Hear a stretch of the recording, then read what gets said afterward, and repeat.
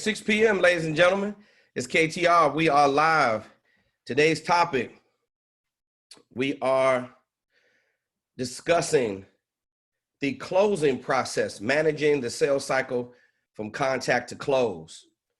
Today, I will be discussing strategies with you of how to manage the sales cycle. Also, we will talk about the difference between being a salesperson and a closer. We will talk about the difference between being a salesperson and a closer. There is a distinct difference.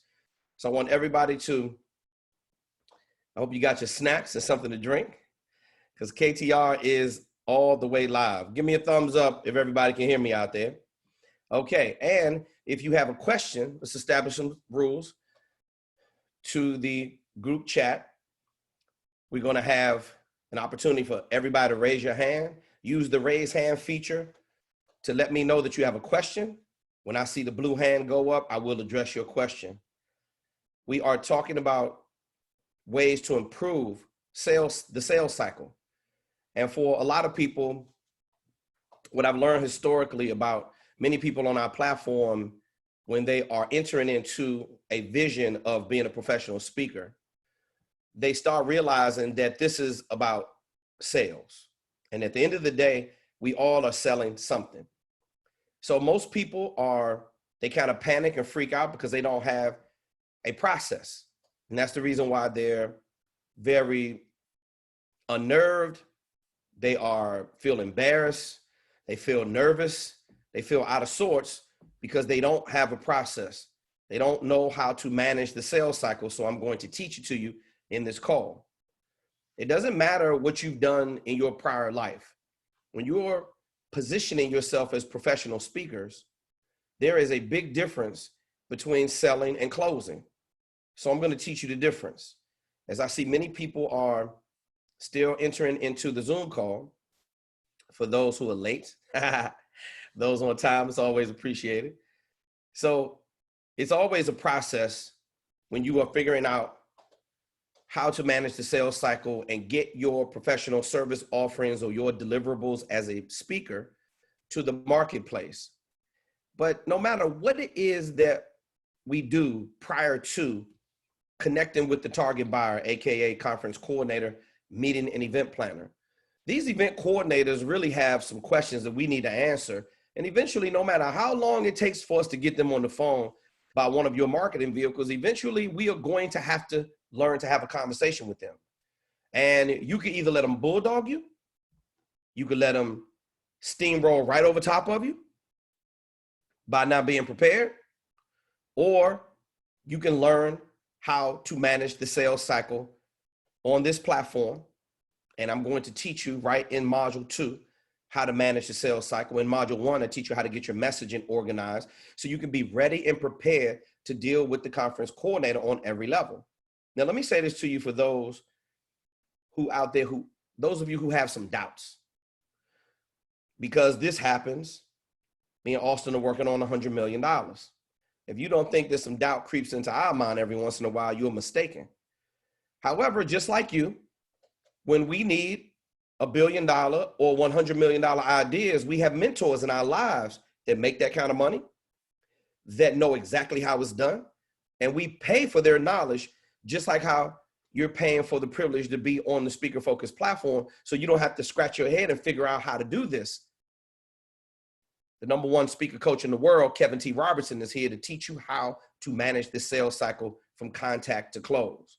Now, this training today is exclusively about how to manage the sales cycle and how to be a closer, not a salesperson.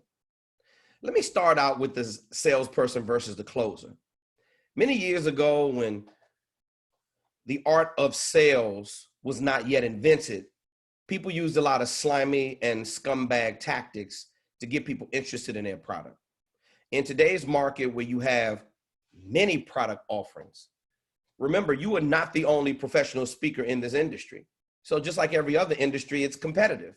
So you're going to maintain your competitive advantage and your professional appeal by having the right sales tools. Last week, if you missed last week's Zoom call, go back to YouTube or check your email.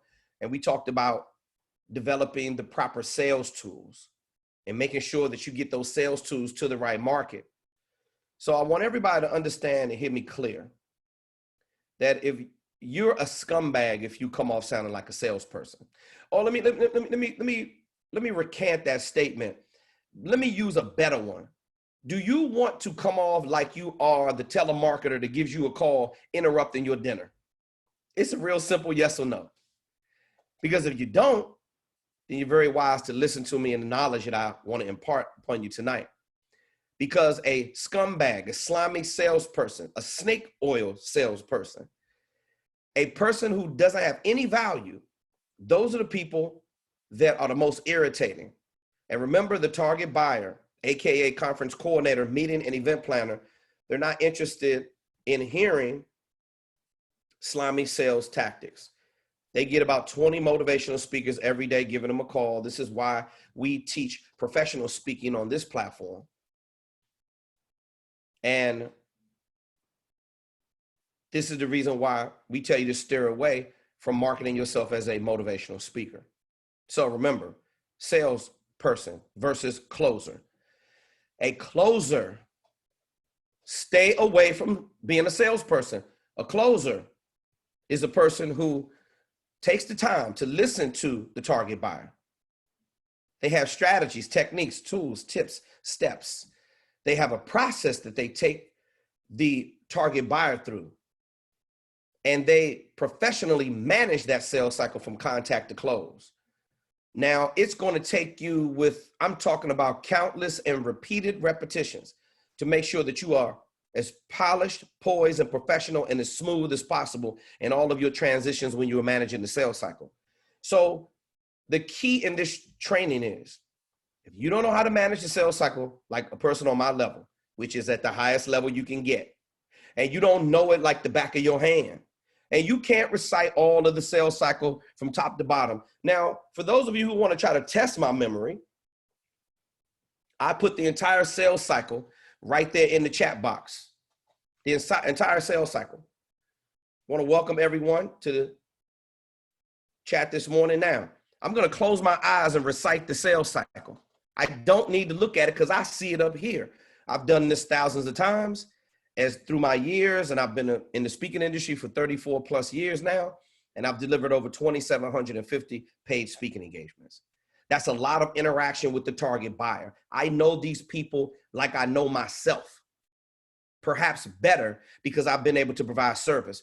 All the little fireside chats by, all these conversations by the fire, I should say, all these boardroom meetings that I've been in, all these one-on-one meetings that I've had before they hired me to speak. I know exactly how they think. I know what they don't want to hear when they have somebody call them up on the phone. And that is, they don't want to hear people who are flopping all around, people who don't know how to manage the sales cycle and not offering any value. So right now, if you don't know how to manage the sales cycle in the following manner, then you need to do some practice. Now, I doubt it very seriously if you can do it on this level. I'm just testing you. It's right down there in the chat box for anybody who wants to go in chronological order with me and you want to go over the steps. There is definitely a process to managing the sales cycle. I am going to illustrate to you in this training the difference between being a salesperson and a closer. I'm a closer on the highest level. I know how to make the target buyer feel like I did them a favor. I put them in a very difficult position to tell me no. And most people don't tell me no because of the way I manage the sales cycle from contact to close. A salesperson, the target buyer is looking to get out of there as fast as they can because they know you are making them feel uncomfortable. Now, again, if you do not know the sales cycle like this, you got some work to do. This is why we train. I'm going to close my eyes and I want you to look in the chat box and go line by line. And I want to take you through the psychology of managing the sales cycle, because if you don't understand it up here first, you won't be able to convey it to your target buyer. Now watch this. So the first step in managing the sales cycle is, do you know your brand? It's about product and service knowledge. What are your professional deliverables that you are taking to the marketplace? Do you know your brand? Knowing your brand, you should answer 3 questions. Number 1, who are you? Number 2, what do you do? Number 3, how does it benefit the target buyer? Let me say that again. Step number 1 in managing the sales cycle is the product knowledge. Do you know your product? Who are you? What do you do? How does it benefit the target buyer? When you can answer those 3 questions. Now, next is prospecting. That means your job is to fill your marketing pipeline with hot leads and prospects. And those are target buyers, AKA conference coordinator, meeting and event planner. Your job as a professional speaker is to fill your marketing pipeline. That's why you got to automate your speaker business. We talk about that in module 2. Austin's going to talk about it again in module number 5.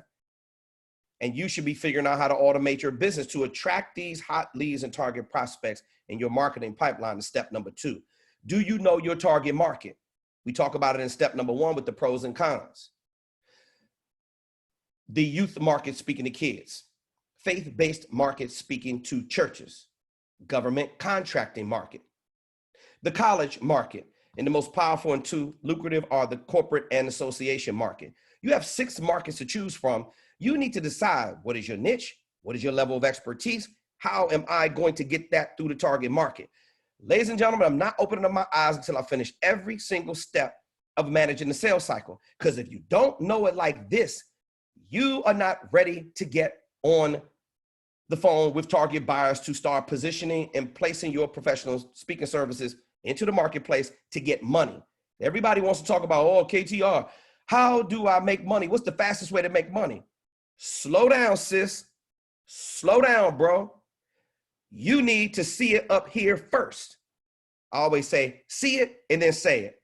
Now, this memory demonstration that I have here is something that I utilize in my seminars and my presentations. I've done it for over the years. Doesn't matter how many people I have in my seminar, I remember everybody's name. You don't need name badges or any of that. I can see the lady in the front row. Her name is Tracy. She has on blue heels. She has on a blue pant and suit, jacket suit with a white blouse with an emerald necklace around, and she has a emerald wrist. She has an emerald color around her wrist as an accessory. The earrings match. She has her hair kind of curly and is down to her shoulders.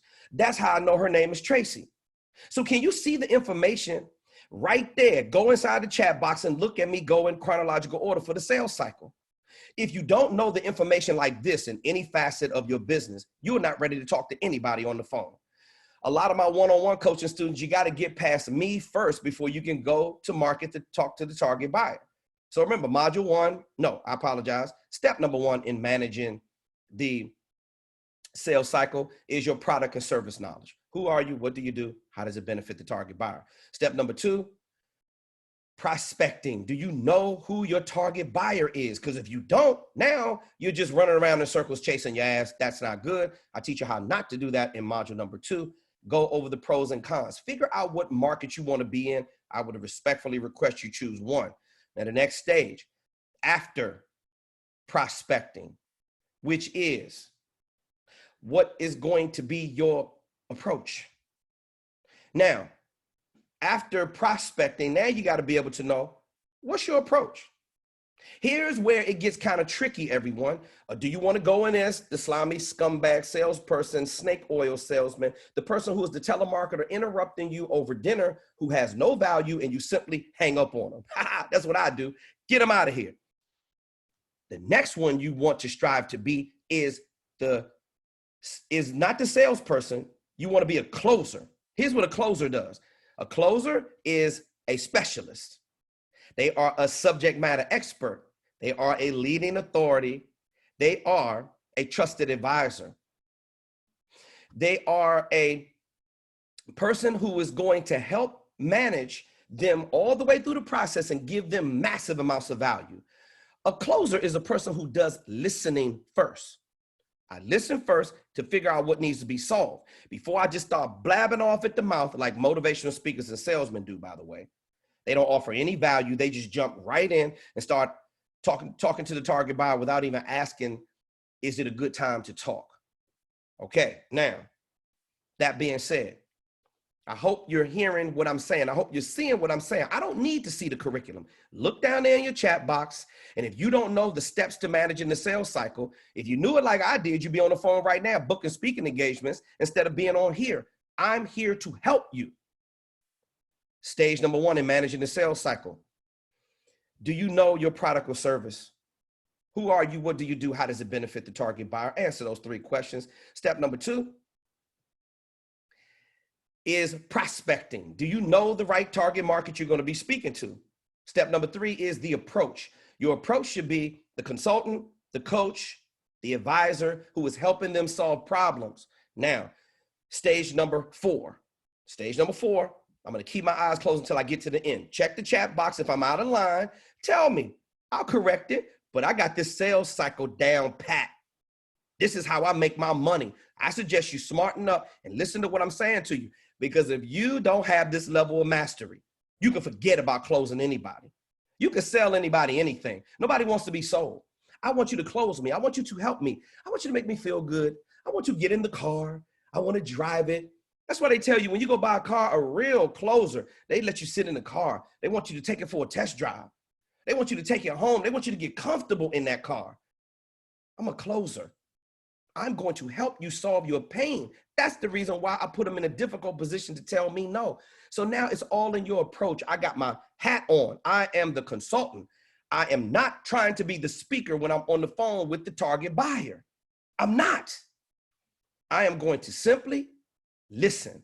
I'm going to be the consultant, the specialist, the subject matter expert, the leading authority, the trusted advisor. I'm helping them. That is going to be my approach. Not going in hard and fast.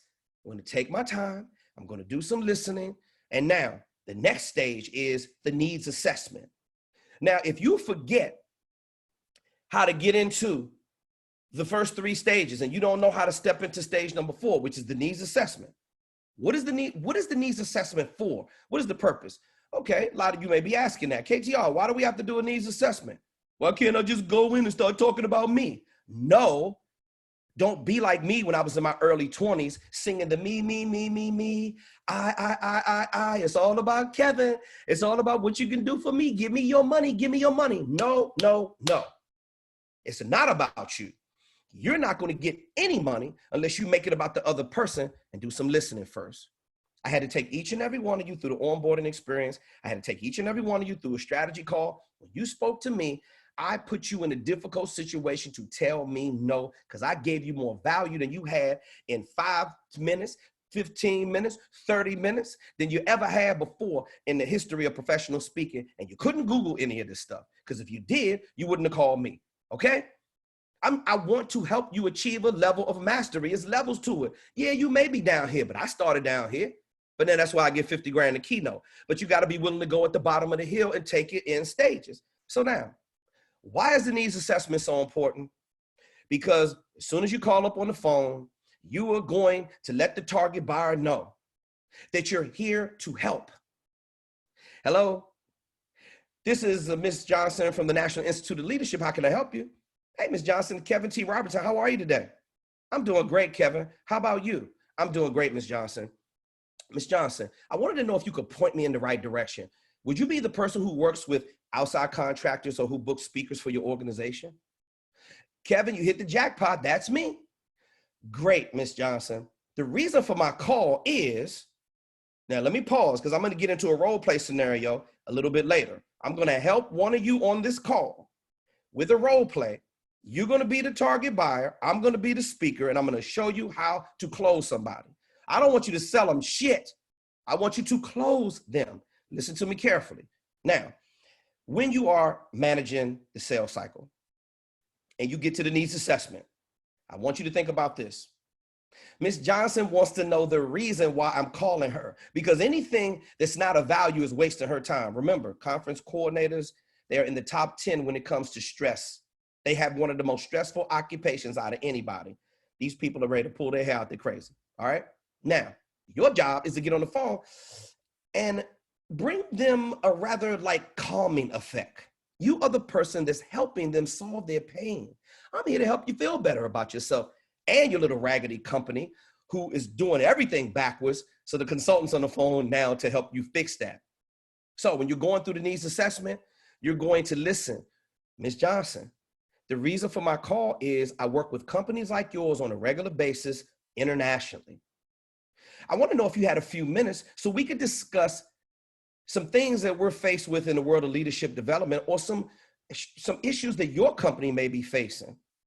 Ms. Johnson, if you have a few minutes, I have a pen in my hand, I'll be more than happy to share some strategies with you right here on the phone that will help you improve those processes. Oh, Kevin, they don't even know what to say. I got somebody trying to throw me a life raft and the Titanic is going down. What's the likelihood you think they're going to take that call? Okay, let's excel. She says yes. I say, Ms. Johnson, great. Well, again, I'm a consultant. My name is Kevin, and I work with companies like yours on a regular basis. First, Ms. Johnson, before I can help you, it will help me out tremendously if I could do some listening and you could tell me some of the pain points that you have, the thorns in your side, the challenges, the deficiencies, the limitations that you're facing. And then I can help you with some strategies from one of my signature programs to help you solve those problems. Damn, this is too easy. I'm sorry, this is too easy. I see it up here. Write this down. See it and then say it. I've been through the interaction thousands of times, so I'm going back to one of these conversations I've had with a target buyer. I don't need to see the words in front of me. Go to your chat box and go. I'm giving you all the stages to the sales cycle right now. Now, Ms. Johnson. Now, after Ms. Johnson tells you everything under the sun, she starts dry snitching on people in her organization, talking about her supervisor, the managers, productivity, time management, efficiency, all kinds of things in operations that are going wrong. It sounds like a broken record. It doesn't matter what they say. All these corporations, all these companies are suffering from the same underlying issue, which is communication.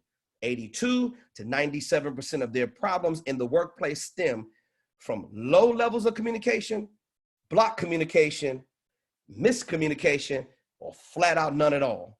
Now, it's your responsibility to make sure that you address every single thing that she just told you on the phone. You're going to give her a mini seminar. And after I listen to her, and I'm going to write down everything. If you're not, I don't have to write it down because I can remember everything, but you may want to write it down. Because all of it, I'm just putting it all in a category that sounds the same to me. It doesn't matter what she says to me. I have 4 signature programs that can help her solve her challenges, deficiencies, or limitations. That's not a promise. That is a freaking guarantee. Now, here we go. After Ms. Johnson tells you everything it is that she has, and she goes through the process, and then you say, Ms. Johnson, great. Your first word out of your mouth after everything she says, I don't care what she says, is great. Great. Ms. Johnson, that's very typical and indicative of our industry. Why am I using words like our industry? Because I'm letting her know we're in it together. It's not us against them. I'm here to help her. It's very indicative of what happens in our industry. Now, Ms. Johnson, let me directly address the first thing that you told me about, which was a poor level of communication between the frontline employees, managers, and executives. I'm going to take a strategy from my signature program entitled Focus-Based Leadership. And in Focus-Based Leadership, Ms. Johnson, I teach strategies that magnify success. And what I can share with your audience is 5 keys to stay focused on their goals and dreams. I can teach the 4 major personality types to all galvanize: the thinker, relator, director, and socializer. And what that does is it builds a team cohesiveness and it improves your level of communication, which is in turn going to increase productivity, efficiency, time management, organizational skills, and many other things. Now, I'm going to keep going until I address every one of Ms. Johnson's problems. It may take me 3 to 7 minutes to cover everything. And at the very end, I'm going to bring my voice almost down to a whisper. And I'm going to say, Ms. Johnson, based upon the strategies I share with you from my signature programs, do you feel, I'm not asking her how she thinks, I'm asking her how she feels. Do you feel like this is something that would add value to your organization? Remember this. If she's been stumbling around the Mojave Desert for 2 years, she hasn't had a drink of water, and you offer her a big ass pitcher of water, what do you think she's going to do? Again, for those who didn't catch it, let me remind you of what I said at the top of this video. Here's what it boils down to, is that I put her in a difficult position to tell me no after I gave her so much value. I hope it's making sense. If it is, give me some comments down in the chat box. When I open up my eyes, I'll be able to see you, all right? But I can imagine what you're thinking right now. Damn, how can he remember all of that? Practice, practice, practice, practice, practice, practice, practice, practice, practice, practice, practice, practice, practice, practice, practice, practice, practice, practice, practice, practice, and more practice. I'm the best you've ever seen because I practice more than you. Now, after Ms. Johnson says, Kevin, I have 4 pages of notes. Of course you do, lady. I just took her to school and gave her a powerful presentation that helped her feel better about herself personally and professionally and helped her little raggedy company grow as well. Now, after that, you're going to say, Ms. Johnson, great. Well, with your permission, I wanted to get your email address so I could send you over some information that you and your committee members could take under consideration. Listen to me. Note, I still am not asking her to book me to speak. My job and role here is to get her to accept the sales tools. She said, okay, Kevin, my email address is b.johnson@ibm.com. Okay, now never assume that you got the email address. Just repeat the characters back to her, every single one. Ms. Johnson, let me see if I heard you correctly.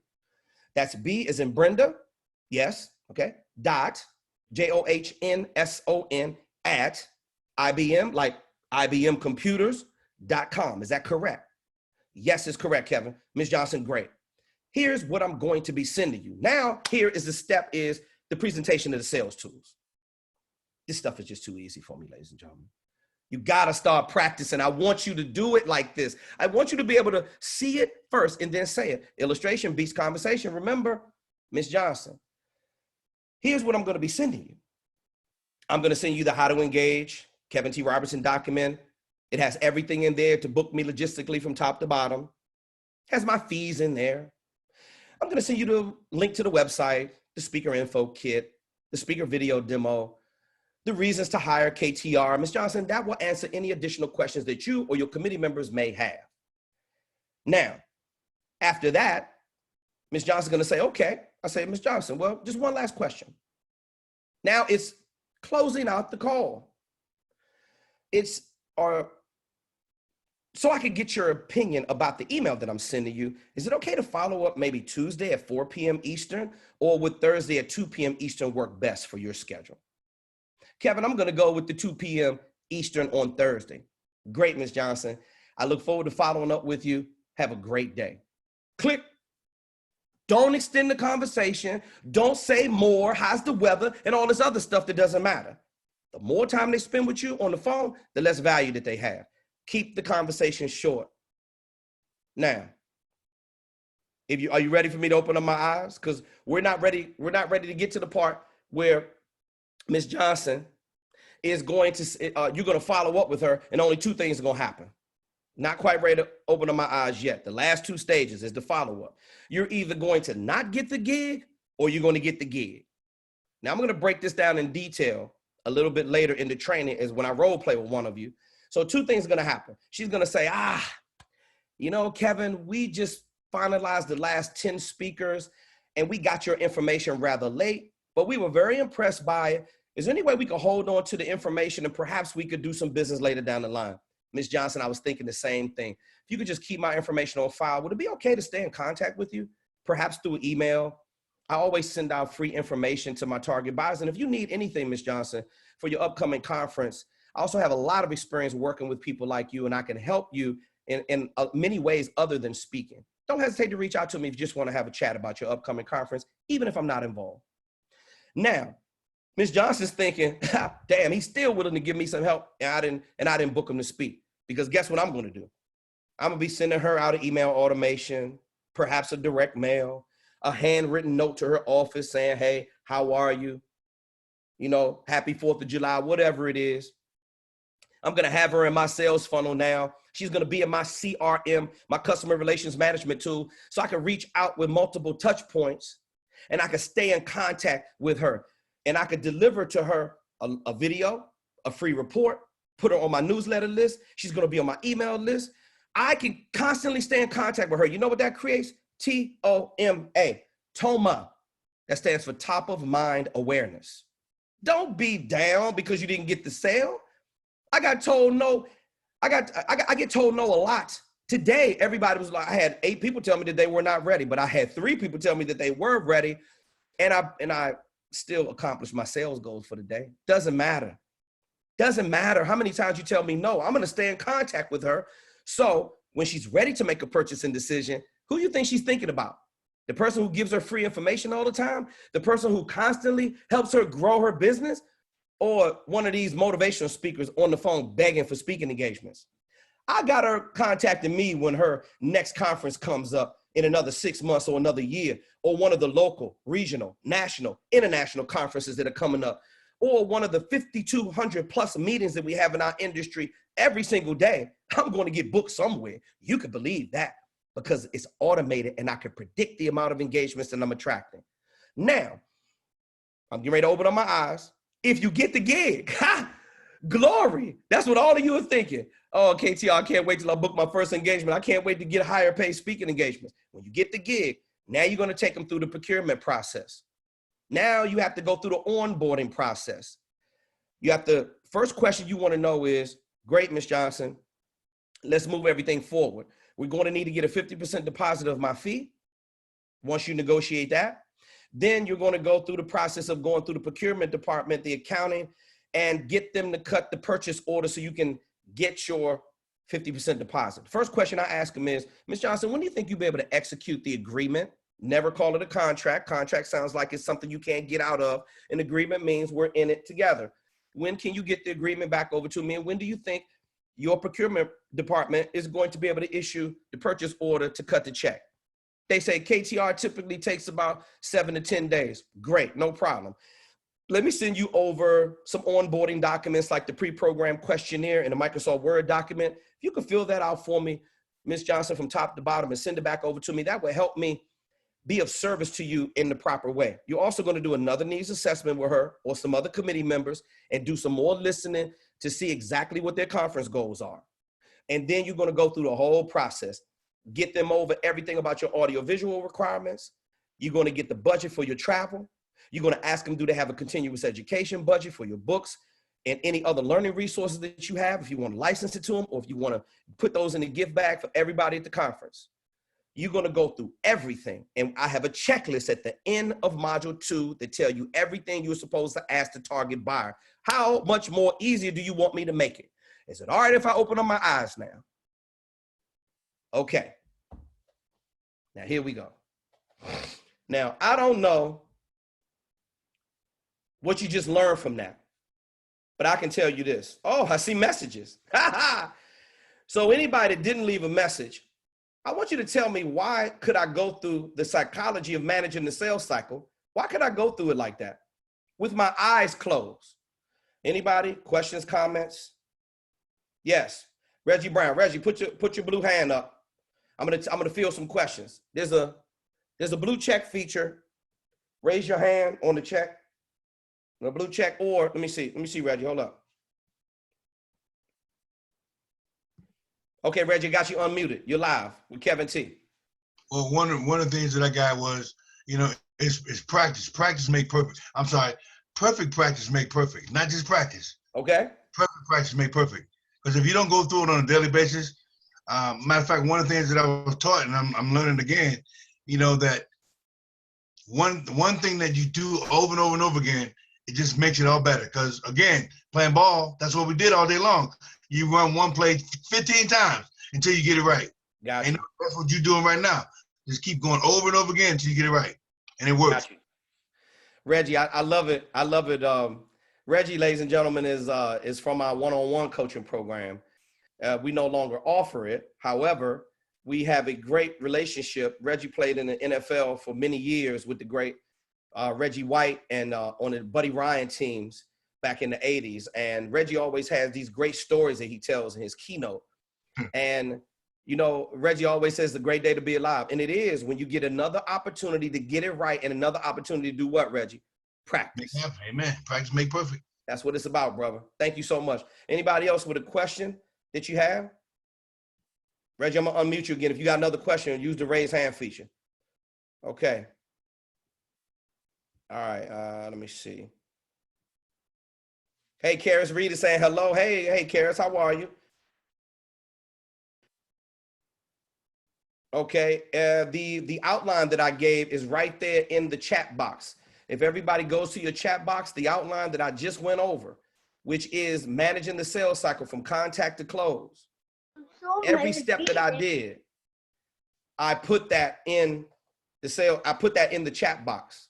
And that's also in module number 2, by the way. Exactly what I just went over with you is in module number 2. Tina Marie says, excellent in action. Thank you so much. Thanks, Reggie. Okay. All right. Well, let me continue to move forward. Now, it's one thing.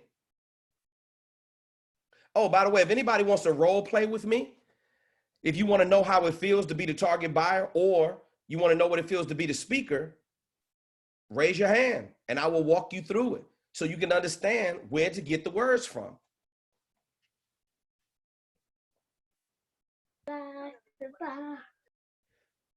Erica, I believe that your microphone, you're unmuted for whatever, for some reason. Hold on for a second. Okay. Okay, I got the mute on.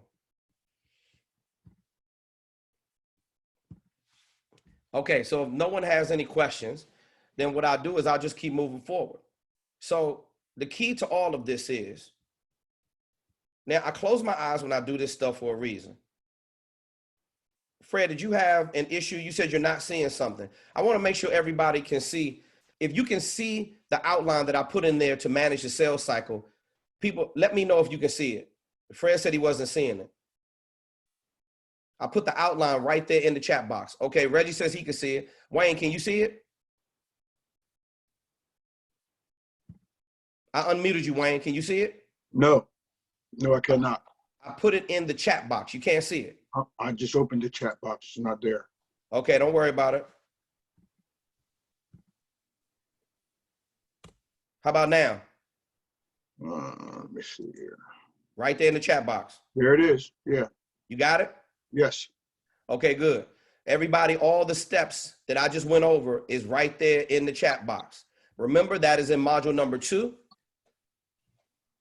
I have to do these kind of things and these kind of illustrations so everyone, you can understand. Okay, Fred had his hand up. Let me see. Let me go back. I think I got a question. Thank you, Wayne.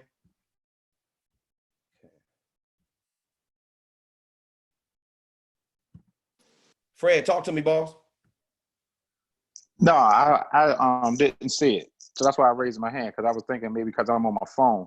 I didn't see got it. it. No problem. But then I just put my hand down when I guess you opened it up. Okay, my man. Okay, how you feeling today? Yep. Good. Good. That's good. Always good to have you on the call, man. Always good to have you on the call. Okay. Now, everybody,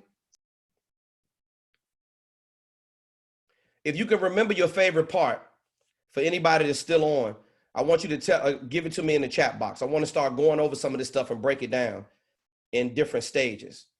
Okay, now, if anybody wants to role play with me, and I want to give you some one-on-one time on the Zoom call right now, raise your hand or either put it in the chat box. Okay, I see somebody with a new message. Okay, let me see. Yes, okay, Erica. If you want to talk to me, Erica, I can take you off of mute. And if you want to have a visual, that's cool as well. Erica, what did you learn? What did you get from the needs assessment?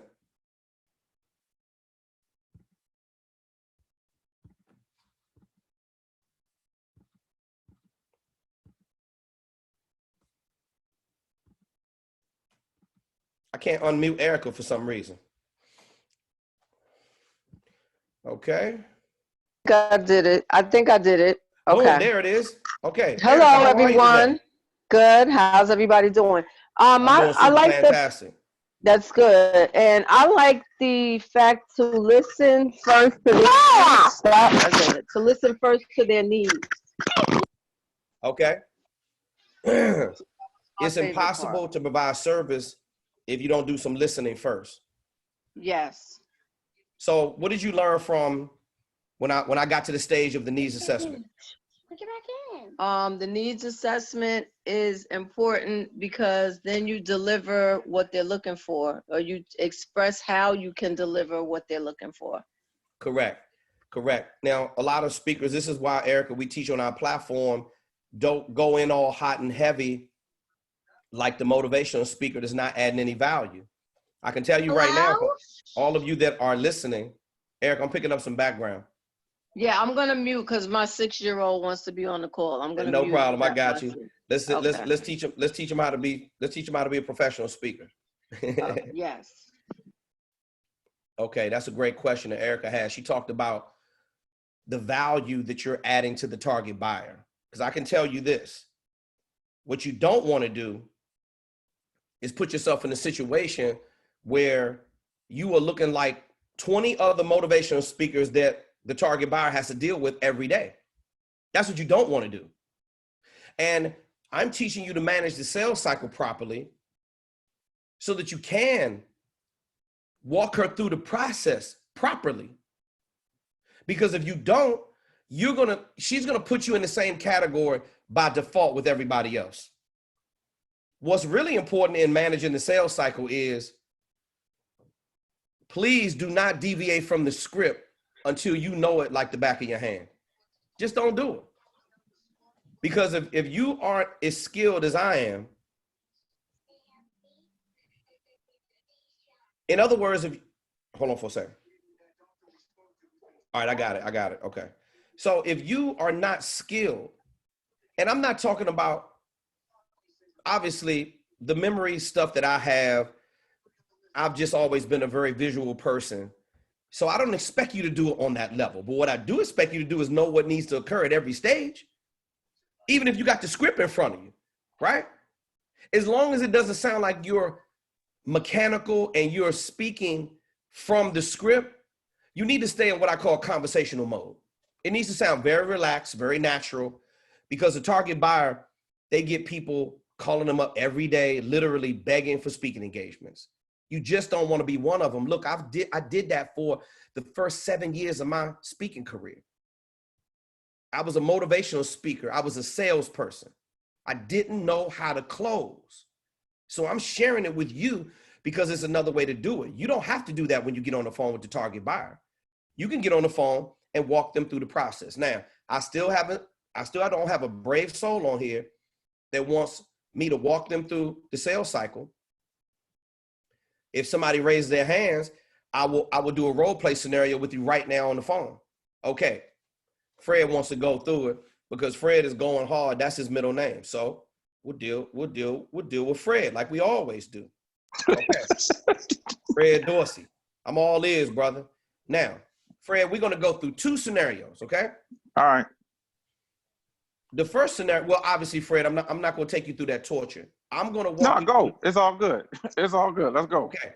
Now, Fred, obviously you're at a disadvantage because you don't have a script right in front of you. I like for you to have the script in front of you, and we can do that on another Zoom call. That's fine. But All right. I want to take you through the process of Fred you're the target buyer. Okay. So Fred, I want you to be Fred Dorsey from the National Institute of Leadership. All right. Then Fred, you can act any kind of way you want to act. Doesn't matter to me. I don't care what you say. You can say, KTR, you know, you're the worst person I've ever heard in my life. Why are you wasting my time? The next thing gonna be out of my mouth is great, Fred. So watch this. So we're gonna walk through the sales cycle from the time you pick the phone up and walk through what you're supposed to say to the target buyer and the reasons why they want to know that you give them a call. So Fred, phone rings and you say, Fred Dorsey, National Institute of Leadership. And then you remember, you're going to be the target buyer and I'm going to try to get some of your time to listen to me to help you. All right. You got to say ring, ring. Come on. Fred, the phone's ring. Okay, ring, ring.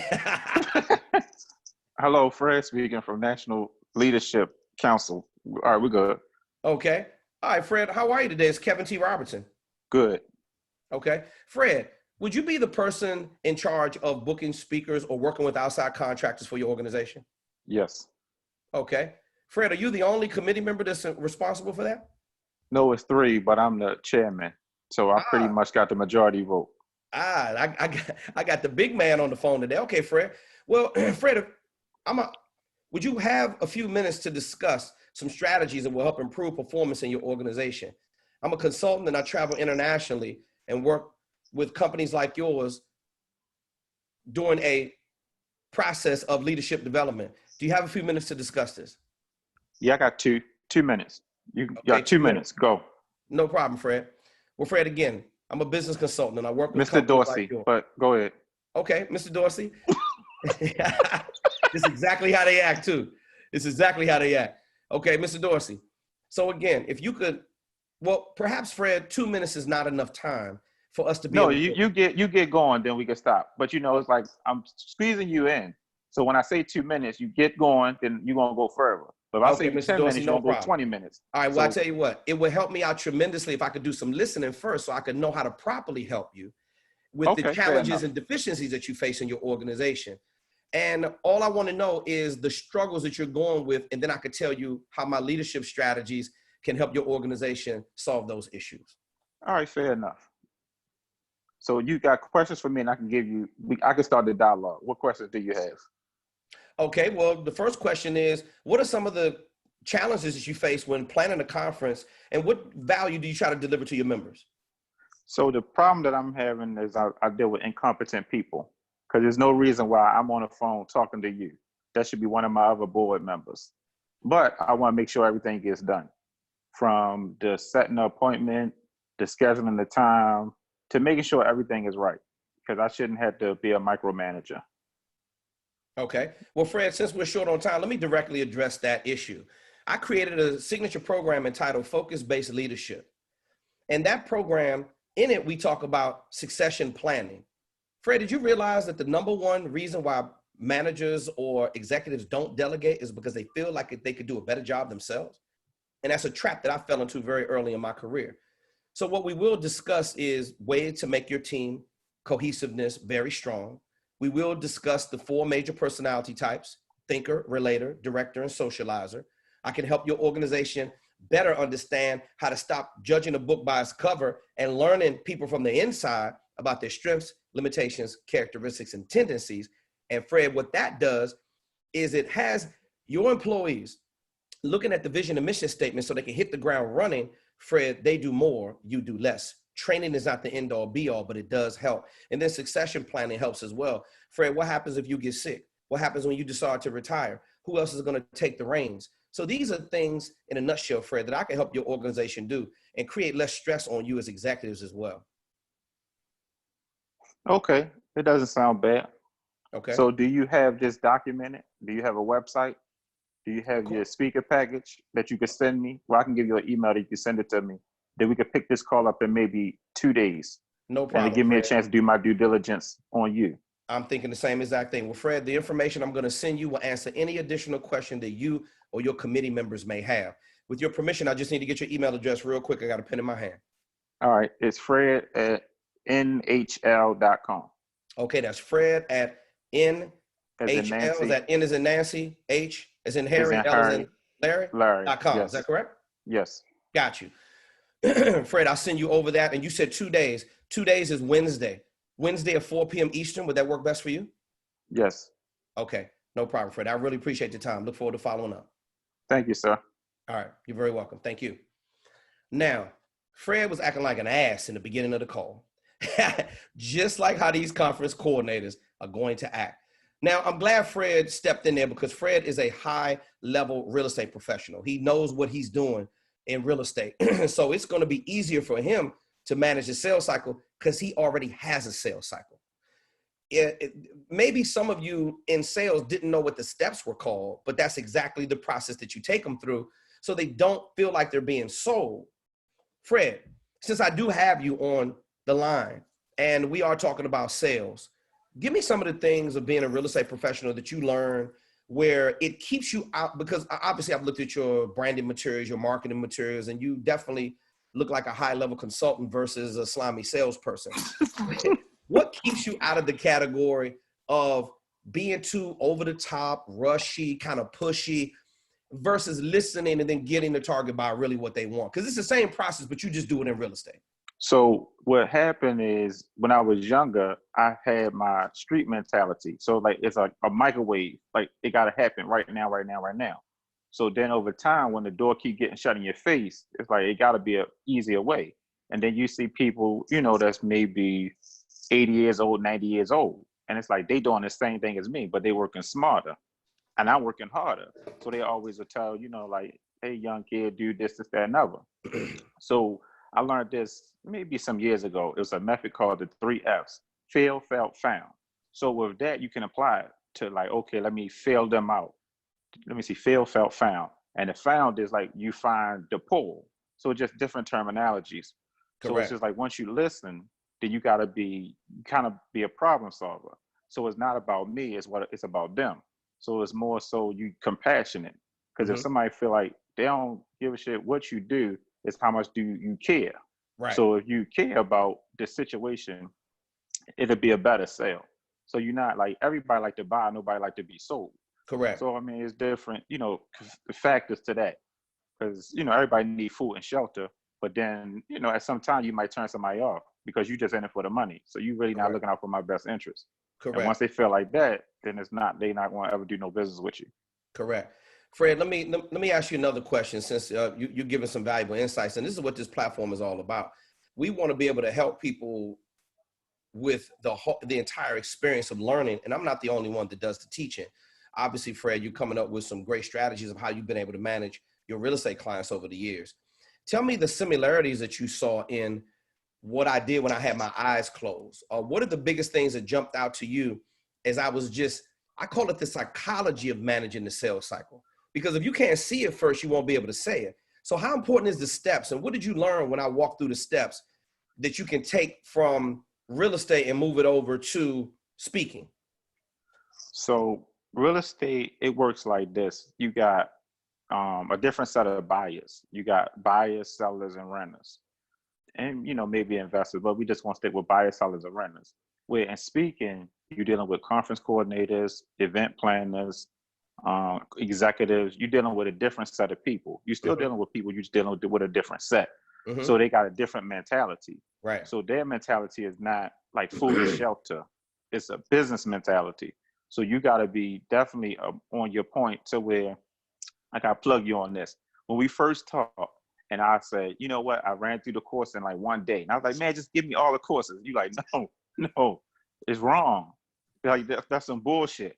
I'm like, what you mean that's some bullshit? Yeah. So, and I was like, kind of angry, but it was a good thing because you look like me and you sound like me. So when you told me that, I really sat down and went through and organized what I need to organize. So it actually made me grow in that little span.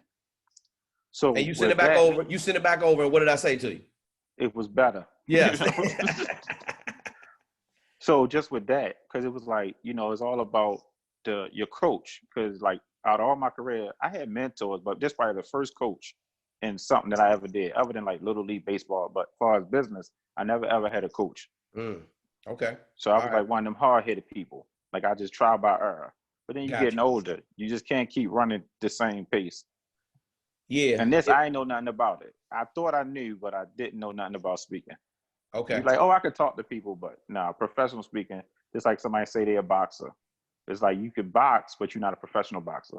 You could be a doctor, but you're not a professional doctor. There's a difference. Right. Exactly. That's why they call it boxing and not fighting. Because a lot of people know how to fight, but very few people know how to be a professional boxer. That was a great analogy. All right, Fred, I definitely appreciate it, brother. I believe that Reggie Brown has his hand up. Let me see. All right, Reggie. I got you, Reggie. Unmute. Okay, Reggie, you live with Kevin T. Robertson. Great day to be alive. Hey, listen, I got a comment and kind of a question. And I write things down, man, because I get started, man. I just go crazy, man. I mean, I get excited. I don't know how to slow it down, man. I really do. But one thing I've gotten from this is when we first started, I've been speaking for 25 years.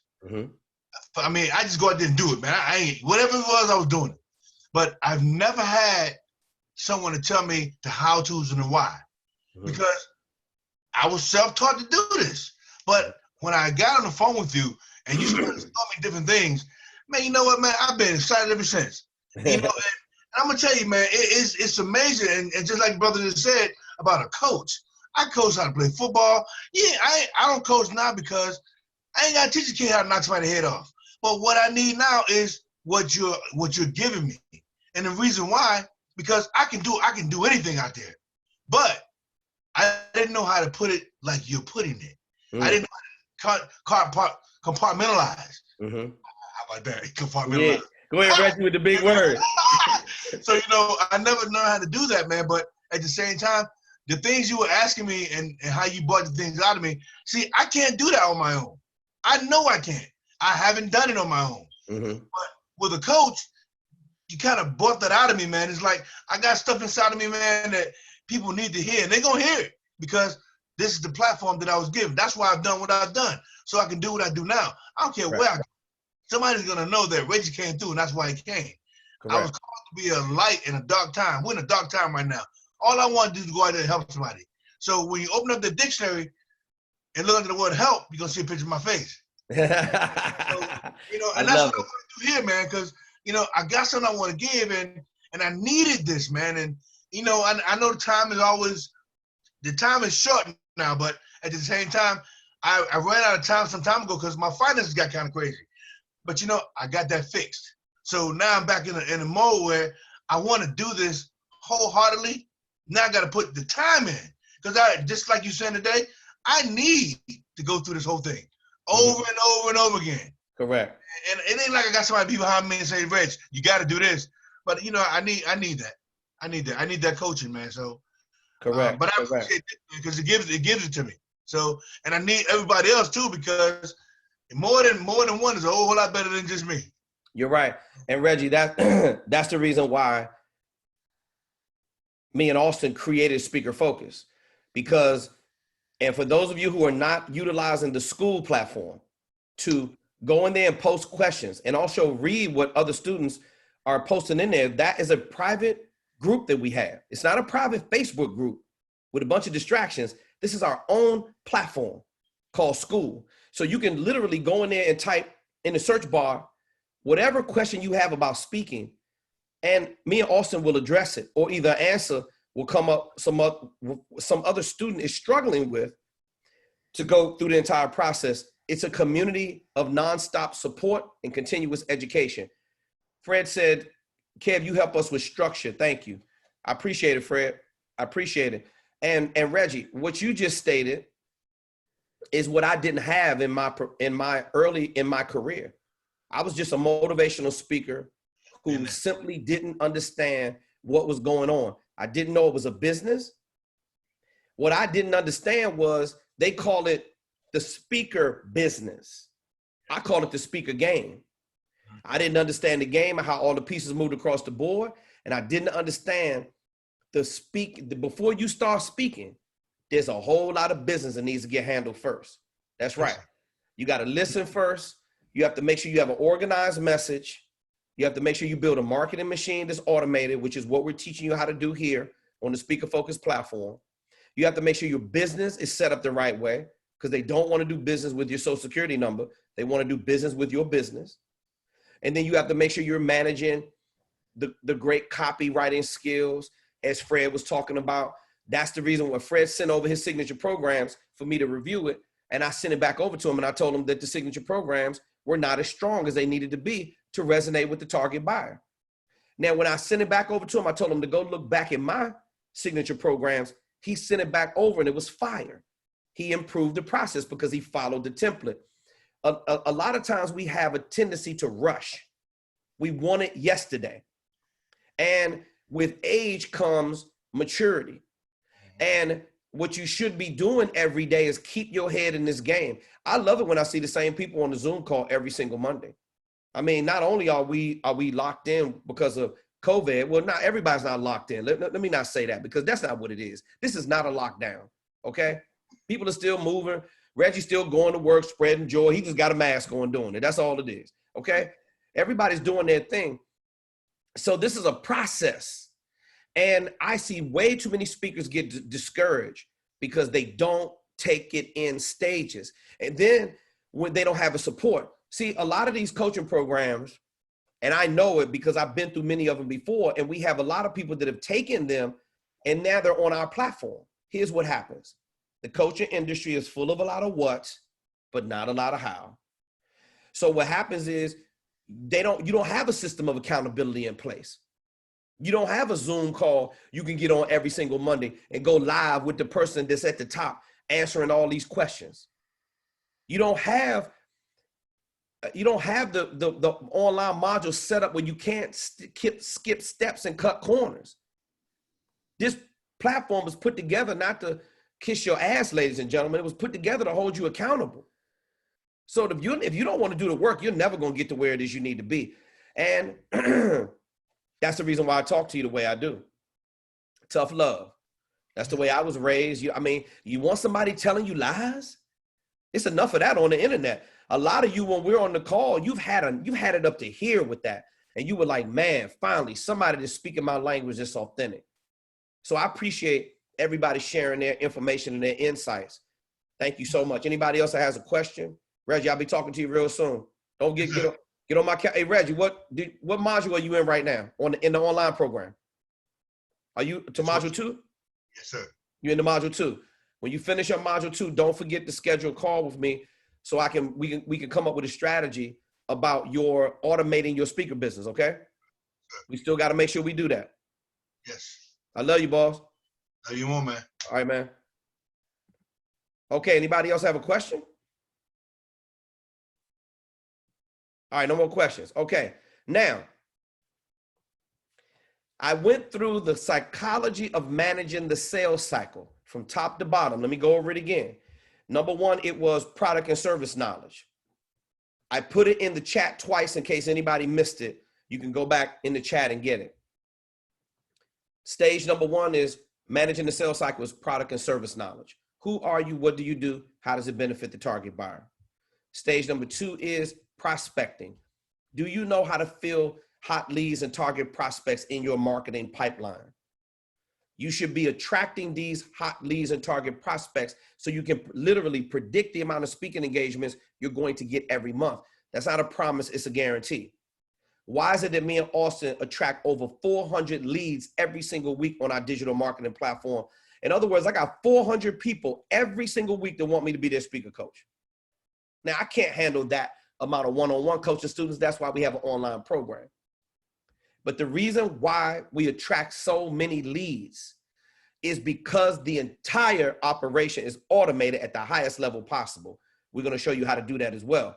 Prospecting, stage number 2. Stage number 3 is what's going to be your approach. Are you a slimy salesperson or are you a trusted advisor? I don't want you to be a salesperson. I want you to be a closer. We teach you how to do that right there in module 2. I give you the exact scripts, the exact templates of the verbiage that I utilize to walk them through the entire sales cycle from contact to close. Stage number 4 is the needs assessment. So no, I apologize. Stage number 3 is the approach. I apologize. Stage number 3 is the approach. You're going to go in as, again, the trusted advisor or the consultant, and you're going to help them solve problems. Stage number 4 is the needs assessment. You're going to have a pen in your hand, ask questions, listen to all of their concerns, challenges, difficulties, deficiencies, limitations, whatever they're going through, and then you're going to help them solve problems from the strategies that you created in module 1 from your signature programs. The next stage is get the presentation of the sales tools. After you ask them, hey, do you feel like this is something that will add value to your organization? They say yes. You say, okay, great. Now it's the presentation of the sales tools. With your permission, I wanted to send you over an email with information about my professional speaking services. Or actually, that's wrong. That's not what the script says. Ms. Johnson, with your permission, I wanted to send you over information so you and your committee members could take it under consideration. Your job right there is to get them to accept the sales tools. Now, when you get their email address and you repeat back every character, you're going to let them know exactly what you're sending because you want to make it clear. Let me explain to you what I'm sending you, Ms. Johnson. It'll have everything in there to book me logistically from top to bottom, the reasons to hire Kevin T. Robertson, the website, the speaker info kit, and the speaker video demo. It will also answer any questions that you or your committee members may have. Then the final stage is the follow-up. Give them an alternative, give them alternative days. Don't just say, hey, when will be, is it okay to follow up with you? And they say yes. And then you just let it go on and on and on. You have to establish a system of accountability and put that in place. So would Tuesday at 2 p.m. work for you, or would Thursday at 4 p.m. Eastern work best for your schedule? They choose one of the dates. If one of those dates don't work, coordinate calendars and get a date that does work. Follow up with them. Remember, hang the phone up and move on to something else. The longer they spend with you on the phone, the less they're going to value your time. Remember, we are creating a celebrity brand. You have Fred Dorsey is a shining example of what entrepreneurism is all about. He's taken his skill set from real estate and moved it over to the speaker platform. He had to go all the way back to the bottom of the hill, but he's willing to do the work. Reggie Truck Brown is a former NFL star and with the Atlanta Falcons and the Philadelphia Eagles. Reggie understands systems and plays. His signature programs, we design around systems and leadership. So he's going to go into the corporate marketplace and he has a very powerful celebrity brand. So we're going to get your brand to the marketplace, refine your niche and deliver it to the right target buyers. I'm going to get ready to wrap up the Zoom call. So if anybody has any additional questions, you're more than welcome to ask them. I will let it move on just a little bit more. I'm more than happy to facilitate any more questions. If there's no more questions, we're going to wrap up the call because I've been through managing the sales cycle from contact to close, all the stages. And I also did a role play with Fred Dorsey. And then I closed my eyes and I taught you the psychology behind managing the sales cycle. Remember, if you can't see it, you won't be able to say it. Okay, Tina Marie is chiming in. Thank you for creating a very educational, professional, compassionate platform, not just creating speakers, but developing leaders, which is a lifetime commitment for the next generation. Thank you, Tina Marie. Tina Marie has a very powerful brand called Life is a Gift Wrapped in Precious Moments. Reggie, it made it possible for me to help Tina Marie with her to identify with Tina Marie's brand because yours is a great day to be alive. And Reggie has his logo going now. I mean, it makes me feel good when I see everybody take it from the beginning and then you create a logo and then you got merch and then all this stuff just starts happening. It's just amazing how people grow when they are taught the right way. And it's my honor and pleasure to do it because I'm giving you strategies that I was not taught. So remember, I'm going to recap the call. The reason why I closed my eyes at the beginning of the call is because I needed you to understand the value of really knowing this information. It's got to be inside. This information about professional speaking is like medicine. And if you don't get the medicine inside you, it's not going to heal. This is an all natural way to heal yourself if you are experiencing any pain as a professional speaker. You've got to study your signature programs. Let me tell you what I mean when I say study, practice, read, research, drop videos, post on your social media. The more you do that, the more comfortable you get with the platform. The more you do it, the more comfortable you get with delivering your signature programs. So I would be presenting my signature programs out loud every single day. Until you memorize them, I want you to read it verbatim. Now, that may be boring to a lot of you, but if you want to get good at this thing called professional speaking, I highly recommend that this is what you do. So with that being said, in the beginning of the video, I close my eyes because remember, see it first and then say it. See it and then say it. Illustration beats conversation. And then the next thing that I did was I went over the psychology of each step of managing the sales cycle. I put it right there in the chat box. That is located in module 2. The exact scripts that we utilize to walk the target buyer through the entire sales cycle from contact to close is right there in module number 2. The same exact verbiage that I utilize, the same psychology, the exact steps is right there in module number 2. And then I role play with Fred. Fred was a great example of how these conference coordinators will talk out of pocket. They will try to bulldog you. They will try to rush you. They will try to tell you things like they only have 2 minutes. That's why I told him when he said he only had 2 minutes, well, maybe that's not enough time for me to give my presentation. So I don't have to panic. I said, well, perhaps, Mr. Dorsey, if you have more time. He was like, no. Let's just see how you do with the 2 minutes. What he was really saying was, let's see if you're not wasting my time, because if it doesn't have value, guess what he's going to do? Click, They will hang up on you. Because remember, they get 20 motivational speakers every day begging for speaking engagements. We're not begging for anything.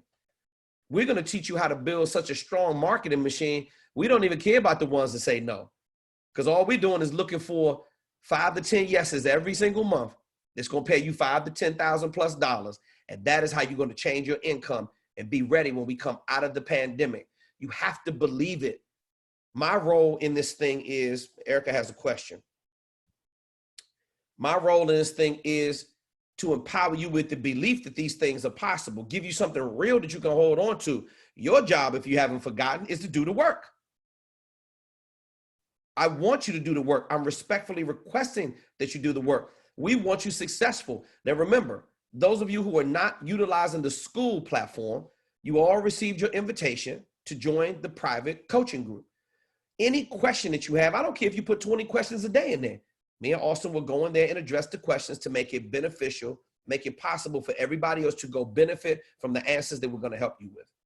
Now, Erica had a question. Thank you, and I'm listening, which is what I need to do more. Much appreciated. No problem, Erica. Listen, a lot of us on this platform have very strong personalities. And Fred Dorsey just admitted to it that he said he used to have a street way to think. I'm right there with him. We come from the same neighborhood, okay? So, but eventually, that ego and emotions have got to level out. See, if you're overly egotistical, overly emotional, it's going to impair your ability to make an accurate decision. And if you think it's all about you, it's going to affect your listening skills.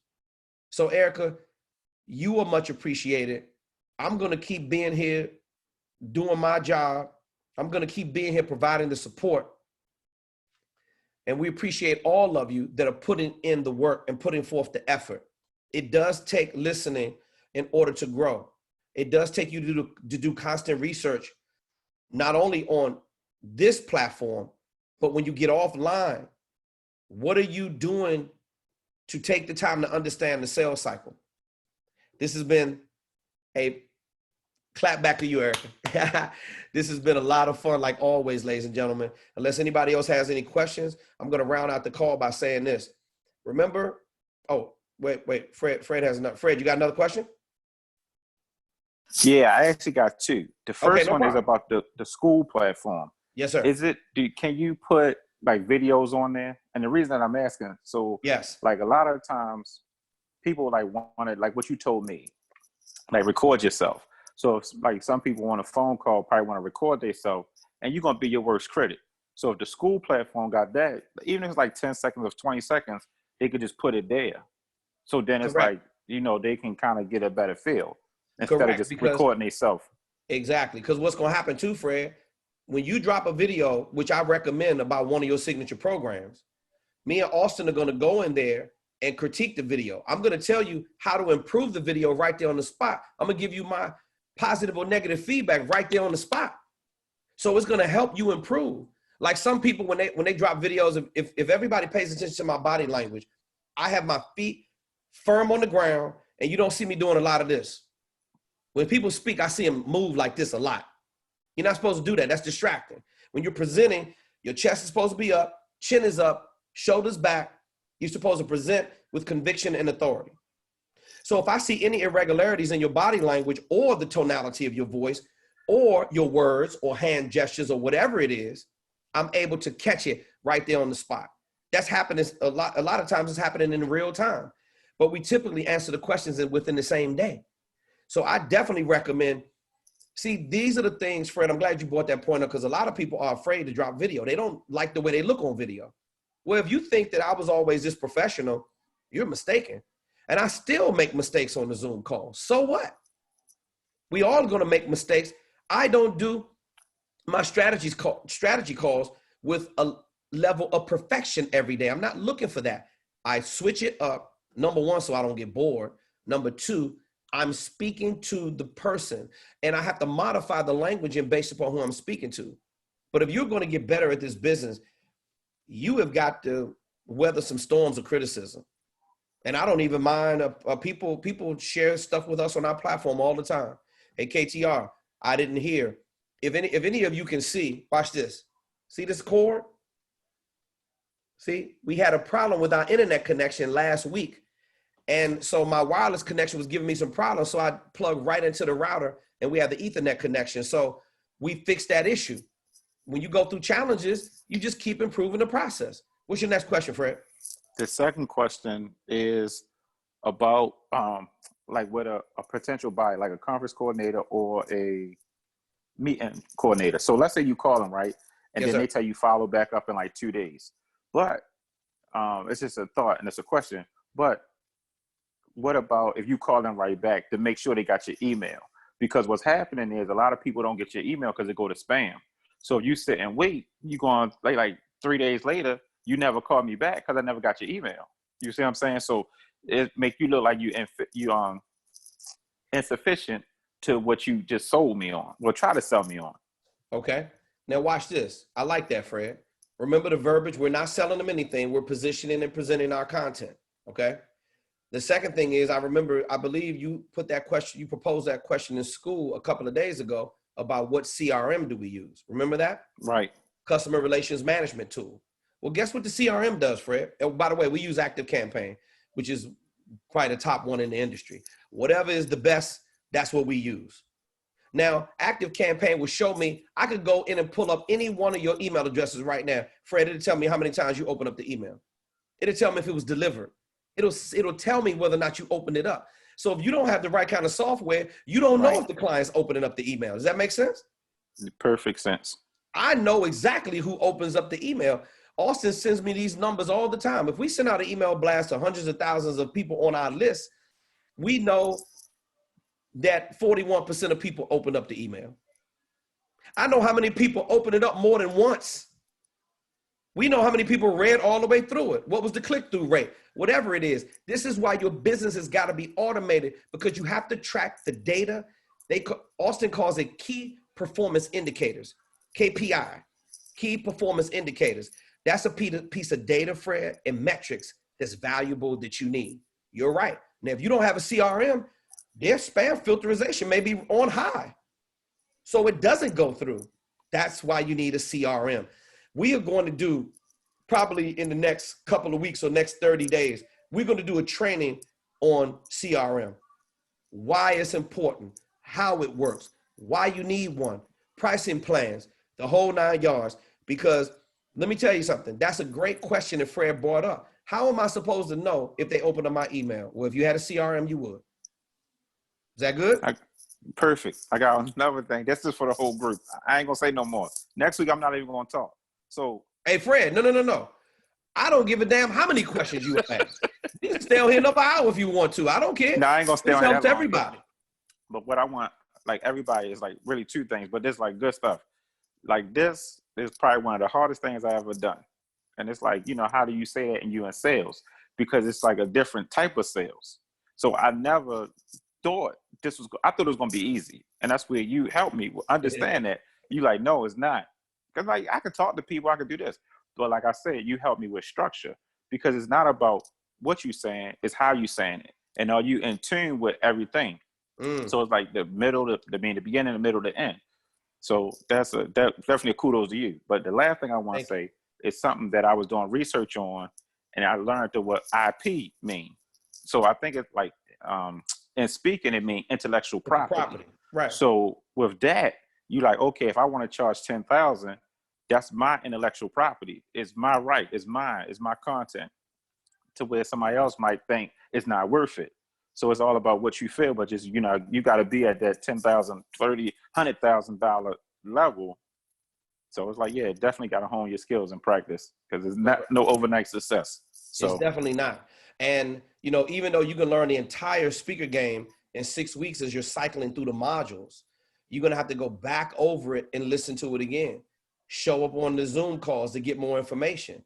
This is what we're here for. Hey, Tashar, happy Monday. Happy Monday to you as well. I mean, this is what we're here for, Fred. We're here to make sure that we keep you engaged through not only the online modules, but through the Zoom call every Monday at 6 p.m. Eastern, and also our private group through school, through that platform. And why is that so important? Because, Fred, there's many high-level entrepreneurs just like you that have had a lot of success doing something for 10, 15, 20, 30 plus years.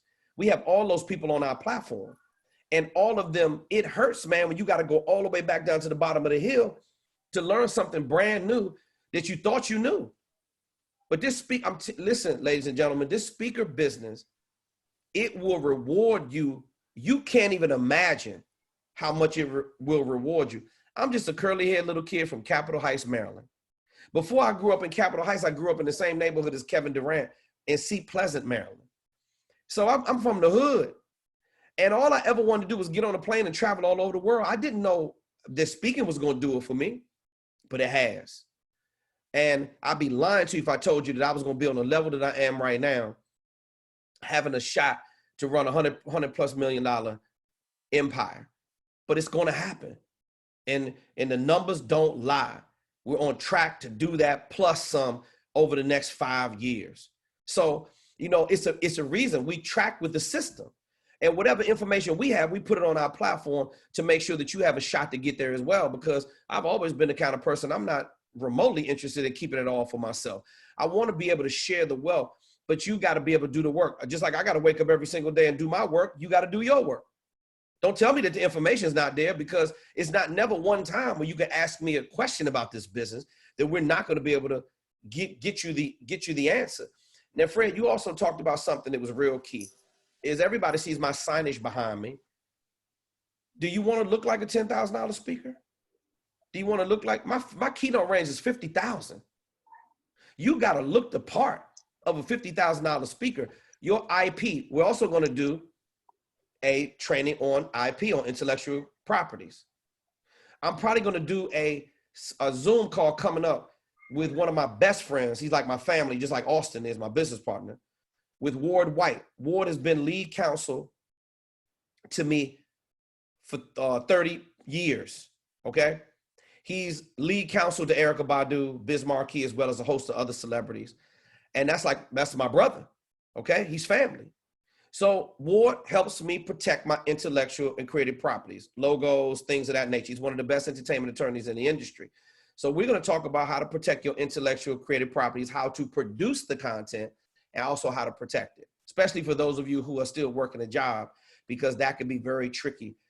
You got to watch what you're producing when you work for somebody else, because your work for hire agreement may state that whatever the signature programs you're creating, your work for hire agreement may say that your company owns that. So you got to watch what you're producing, and please watch who you're sharing information with at work, because you don't even want that to happen to you, because there's a lot of people that will hate and go to the HR department and says, oh, he's doing this. And then they come back to you. We've had these legal issues before where the HR department says that, hey, you created that while you were on the clock for us. We own that.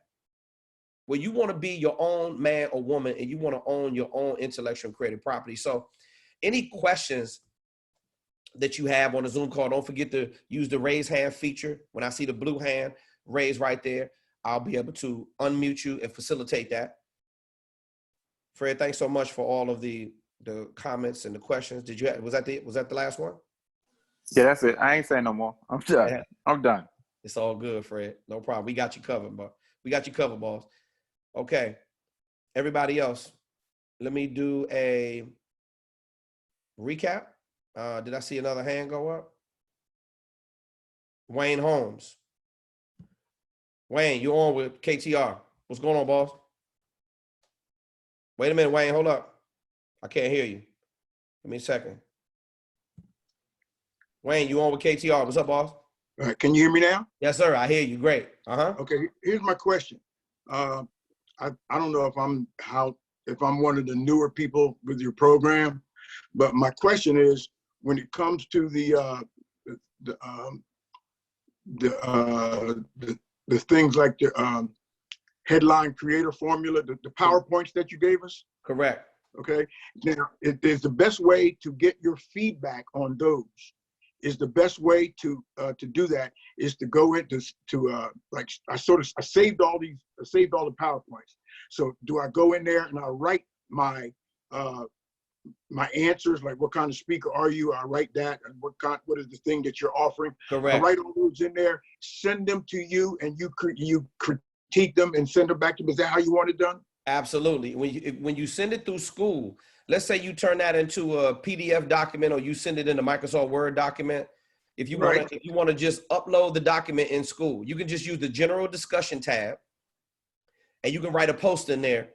Go to general discussion in school and just say homework needs to be checked. It'll send an automatic alert to me or Austin, and we will go in and check your homework.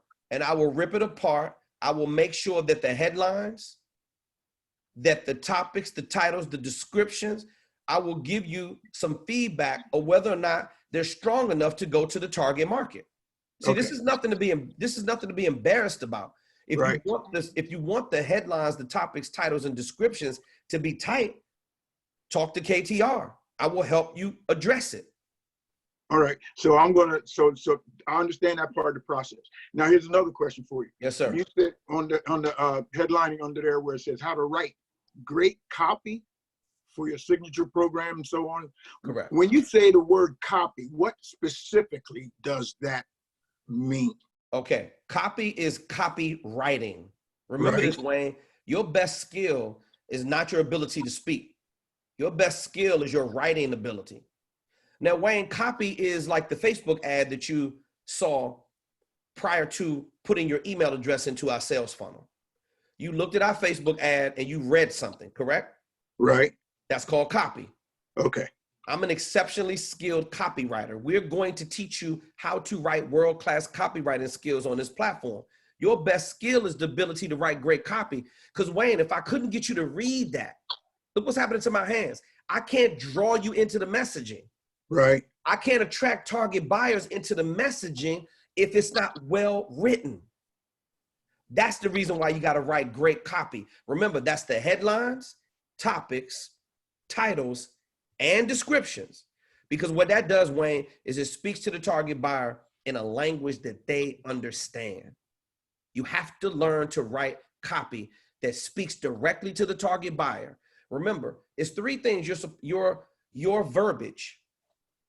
I want you to jot these things down. And everybody, if you can get something from it, listen to me carefully. Number one, your signature programs, Wayne. Mm-hmm. Inside of the signature programs, you're going to have topics, titles, descriptions, and headlines. Right. All those things are found inside of your signature programs. Topics, titles, descriptions, headlines. Descriptions and headlines. Headlines, correct. Now, the next thing that needs to happen, the way you deliver those signature programs to your target buyer, AKA conference coordinator, meeting, and event planner, is you're supposed to help them, not with them probably direct, but indirectly, you're going to help the target audience, which is they're not going to put you in front of their target audience unless you help them first. So you should do three things. Number one, help them out with key takeaways. Okay, so in other words, you make it clear to them what the benefit is going to be to the audience. You heard what you just said, Wayne? Yes. Sharp man. It's called benefit language. It speaks to the target buyer in a language that they understand.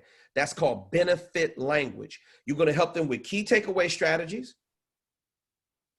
You're going to help their audience, their target audience, achieve their desired outcomes and achieve their learning objectives.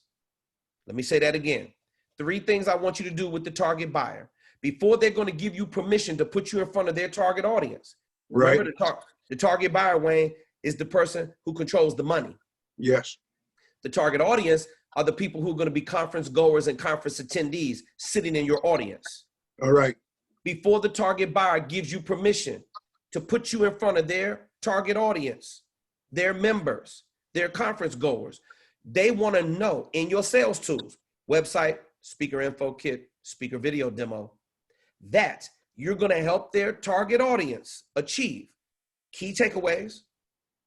In other words, what are they going to take away from your signature programs to help them grow personally and professionally? Right. You got it? Yes. And then how are you going to help the target audience achieve their desired outcomes and their learning objectives? You got it? Yes. See, what's the desired outcome, Wayne? You want to book paid speaking engagements at the $5,000+ level. And Wayne, tell me one of your desired outcomes. How many speaking engagements are you looking to book on a month-to-month basis? Well, you know what? I'm be honest with you. I haven't really given that thought, but just the fact that you asked, I'd like to say at least what three outings a month. 3 outings a month. Okay. Right. Now, let's say your fee starts out at the $5,000 level, which I told you they're not going to start taking you serious until you at least start charging $5,000. What would an extra $15,000 a month look like for you right now? An extra $15,000 a month? Yeah, extra 15,000. Speaking 3 times a month. Right. I mean, literally, Wayne. That would be, and I think that's an achievable goal for me. I'm really pretty sure that that's something I can achieve. Yeah, as a speaker, I mean, Wayne, you're talking about, I used to tour 100 to 150 tour days a year. I wasn't never home. So to do 3 in 1 month and to make $15,000, it's just, I mean, listen, man, it's like taking candy from a baby. We're going to show you how to book 3 engagements so you can do whatever the hell you want to do with your life. And that's not hard at all. So we're going to, in module 2, we're going to show you how to automate the speaker business. And Wayne, I don't care, like Fred, I don't care if I see your face every single Monday. I don't care if you want to keep on asking me questions. Wayne, you're getting your money's worth. You're supposed to be asking me questions. I have a lot of questions. And Wayne, watch this. Listen to me. I'm telling you, the best way to get the questions answered is to go through school. Okay. Now, if you want to address them on the Monday Zoom call, we can. Right. I got enough time for everybody. It's not a problem. Yeah, I looked on the school platform the other day. A couple things I couldn't figure it out, but I'll get it. I'll figure it out and get on there. And guess what? If you have an issue, text me, email me. Okay? If you have an issue you can't figure out through school, because once you start asking the questions through school, it's not like we're going to be like, oh, damn, there's Wayne again with another question. There's somebody else with another question. This is why the platform was put together, so we can answer the questions. So remember the things that we discussed as far as adding the value, because that's what makes you bookable. And now you take what I just taught you, and then you get the sales tools together. You get your website looking nice and clean, which you can submit your website through the school platform. We'll approve that as well, just like we're doing for all the other students. You get your speaker info kit design, and you get the speaker video demo completed. Now you're ready to present those sales tools to the target buyer. One last thing, Wayne, about your topics, titles, descriptions, and headlines. Those should be very disruptive. And when I say disruptive, I mean they should be disruptive, like thought-provoking. It should really make the target buyer think. Wayne, what's your mainstay headline? Oh, you caught me off guard. I don't have it memorized. It's okay. You got it written down. That's all that matters. I do. Oh yeah, I do have it written down, but I don't. What's your mainstay headline? Oh man. Don't worry, Wayne. One day you're going to get on here on Monday. I'm going to ask you what your mainstay headline is, and you're going to know it. And I'm going to know it. I'm going to know it. I know it. I teach people leadership strategies that remove limits. There you go. Now, the target buyer is going to ask you one day, Wayne, and she doesn't want to hear no papers flopping around in the background. She's going to want to ask you that. This is why we go through the practice repetitions.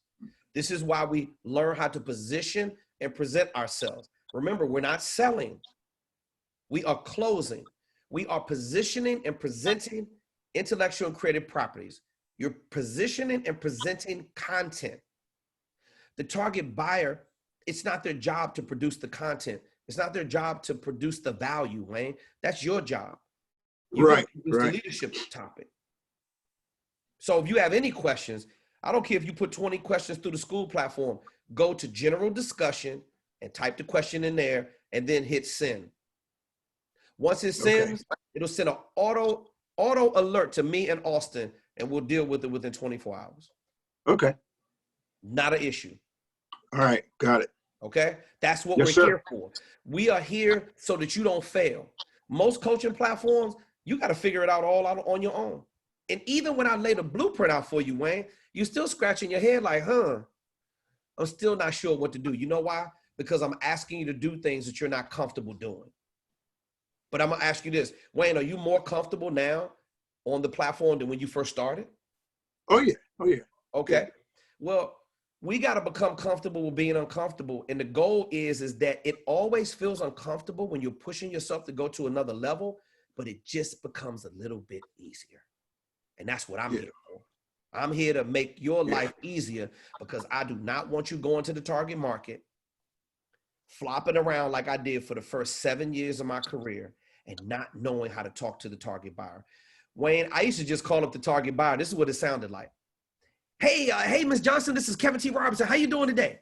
Yeah. Hey, listen, I know you got this conference coming up, and listen, I'm a motivational speaker, and this is the reason why you should hire me. Let me tell you my story. Now, Wayne, how does that sound to you? If you were to put yourself in the target buyer's shoes. It sounds pushy. Sounds pushy, right? Right? Yeah. I didn't even ask you, did you have any time to speak to me? I didn't even ask you if you were interested in the call. I just jumped right in. That's what you don't want to do because they get 20 people. I talk to conference coordinators all the time. I used to be one of those guys that would just jump right down their throat and start telling them what they can do for me. It's something called a repellent force and an attractive force. Right. When you have a repellent force, you push everybody away from you. An attractive force, money, people, and opportunity move to you. And that's being a closer. That's what we were talking about on today's call. I want you to be a closer, Wayne, not a salesperson. The conference coordinators, the people that are booking speakers on the $5,000 plus level, they know exactly, they are professional meeting planners. So they're looking to book a professional speaker. Wayne, we already know that you are a professional, just like everybody else on our platform. Everyone just on our platform, they are very skilled at what they do. We work with some of the best specialists and subject matter experts and leading authorities and, ex-NFL stars like Reggie Brown. And I mean, come on now. I mean, we got a lot of people on our coaching platform that do it at a high level. Business professionals just like you.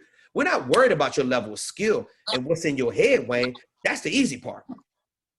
Now what we're concerned about is going back to the bottom of the hill, hovering around there for a while, getting all the knowledge, and then creeping back up that hill very slow to plant that flag at the top.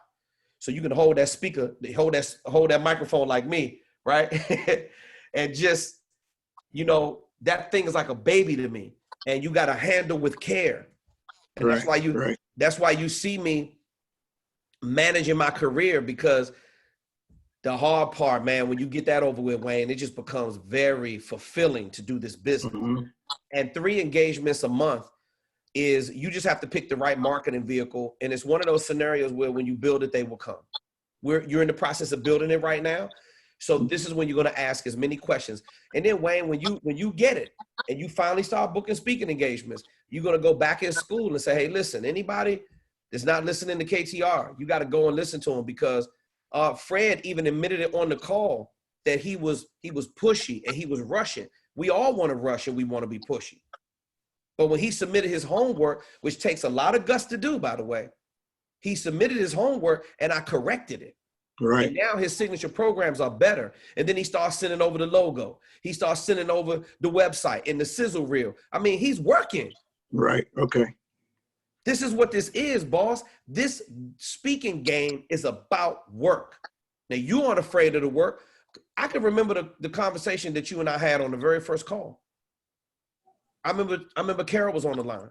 Right. And I remember how dedicated I heard it in your voice. See, you're no different. The character that you showed me in the first call is exactly the way you are right now. I said, this brother, he wants it. Now watch this. When I talked to Austin, because we have a debriefing about all the calls that we had throughout the day. And he asked me, your name came up. I said, hey, man, I got a chance to talk to his wife. And I said, let me tell you something about him. I said, that guy has all the makeup of a person who's going to be successful. because he listens and he's very coachable. And I knew you didn't have a bunch of ego, a lot like Fred. See, there's a certain kind of people that we attract to our platform. Right, right. Some of these cats out here, you can't talk to them, Wayne. They think they know it all. But remember, you're adding value to a conference coordinator's group of members for their association or their company. They don't have that skill. That's why they need to hire the speaker. And during the pandemic, as I'm talking to my conference coordinator associates, and I'm talking to some of my friends, I mean, I got a lot of industry people all over the place. And all of us are licking our chops, as you should be as well, because they're like, what the pandemic did was create other platforms for speakers to make money. We're also going to be doing a Zoom call coming up about how to do Zoom calls and how to manage webinars and things of that nature, because that's another service offering. And I had a person ask me the other day, they said, well, KTR, should we give people a discount because we're doing a webinar? Or should we give them a discount because we don't have to show up in person? I said, hell no. Why are we giving discounts when we're the ones that have the value? Wayne, I want you to look at it like this. There are millions and millions of corporations in the world that one of your leadership topics could very well provide service to. Absolutely. Where is a conference coordinator going to find another Wayne Holmes? You think it's another one of you? You think they're growing like you on trees? With your, when I first heard you, one of the things you said when we first talked, and I saw it on probably on your website or something like that, but I heard you say it a number of times, that you believe that your reason for being on planet Earth is to teach people leadership focus. Okay, and so the same thing with you. I believe that I got something unique. You know, I believe. In fact, I told you. Remember, I said this. I said everybody's got a fastball. Everybody's got that one thing that they know when they got a chance to do it. They can do that one thing better than they do anything else. I love that. So, yeah, and I know I got a fastball that you know, like you go to a meeting. When you go to meetings, you'll look around and you see all kinds of things, but you'll see something. You say, no, I wouldn't have done it that way. I'd have done it this way. Everybody got that one thing that they know that they do better than they do anything else, and probably better than that other person is doing. That's what they feel, at least. So, you know, I got the thing that I really believe that I can do to empower people, to make people come out of that rut and step up to where they really belong, and to really believe in themselves that they got a unique reason for being here. You know, so that's where I'm at. You know, there is one thing I do want to pick your brain about, though. Yes, sir. Anything. It was in the module 2 that I was listening to the other day. You talked about the different this difference. I don't know what you call them, speaker platforms. You talked about the corporate organizational speakers, corporate speakers. You talked about the revenue streams. Speaking. Yeah, youth speakers, and you talked about religious speakers. Okay, wait a minute, hold on. For years. Hold on, wait, time out. So I just want to make sure I'm hearing your question. So we talked about so it's important that we articulate the verbiage of this industry. Those are called target markets, Wayne. Okay. Oh, right. They're target markets. They're markets. That's the youth market speaking to kids, faith-based market speaking to churches, government contracting market, the college market, the corporate market, and then the association market. Those are 6 target markets, correct. Remember, and we're going to do a training about this as well. Target market, target buyer, and target audience is 3 different things. Okay. So what was your question about the target market? Okay, the target market. Would you just name 3 that I guess I could function in? Okay, one was the faith-based market. One was the not the corporate market, but the I wish I just Wayne, let's do this. Let's do a process of elimination. Watch this. Now, I like what you're sharing, because this is where speakers run into a problem and they try to be all over the place. Wayne, right. That's the point. Yeah, I would respectfully request that you choose one target market to start out with. Right. I want you to think about this. Okay, so I think that when I first started talking to you, I was thinking about going, because I work with prison reentry, and I work with guys coming out of prison. I was a former prison chaplain, and I've done speaking all across the state of New Jersey and other places to inside prisons and so now I work with prison reentry. But I got my teeth cut. My major strength is in faith-based speaking. Got you. Speaking in churches. Now, that's where I believe that's where I believe my strength is. Okay. Now, I want to do that, but I don't want to limit myself, because I know the other areas still may be available. In fact, I know a lot of religious organizations, they got community centers, they got associations, and so on and so forth. So, but I think my focus should be in the faith-based sector, faith-based market. Okay, Wayne, let's do a process of elimination. Okay. All the target markets, you're telling me that that's where your strength is. You have more of an affinity to speak in the faith-based market. Is that correct? Yes. Okay, you can make money in all of the markets. I would respectfully request that you start with one and then drill down in the niche. Obviously, you've been a chaplain, reducing recidivism rates, working with incarcerated, people to make sure that you're providing some type of counsel to them.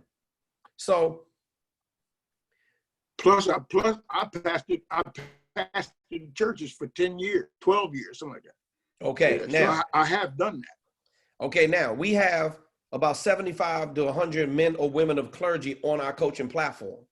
Many of them are not being compensated the right way. So here's what I want to break down with you. Excuse me.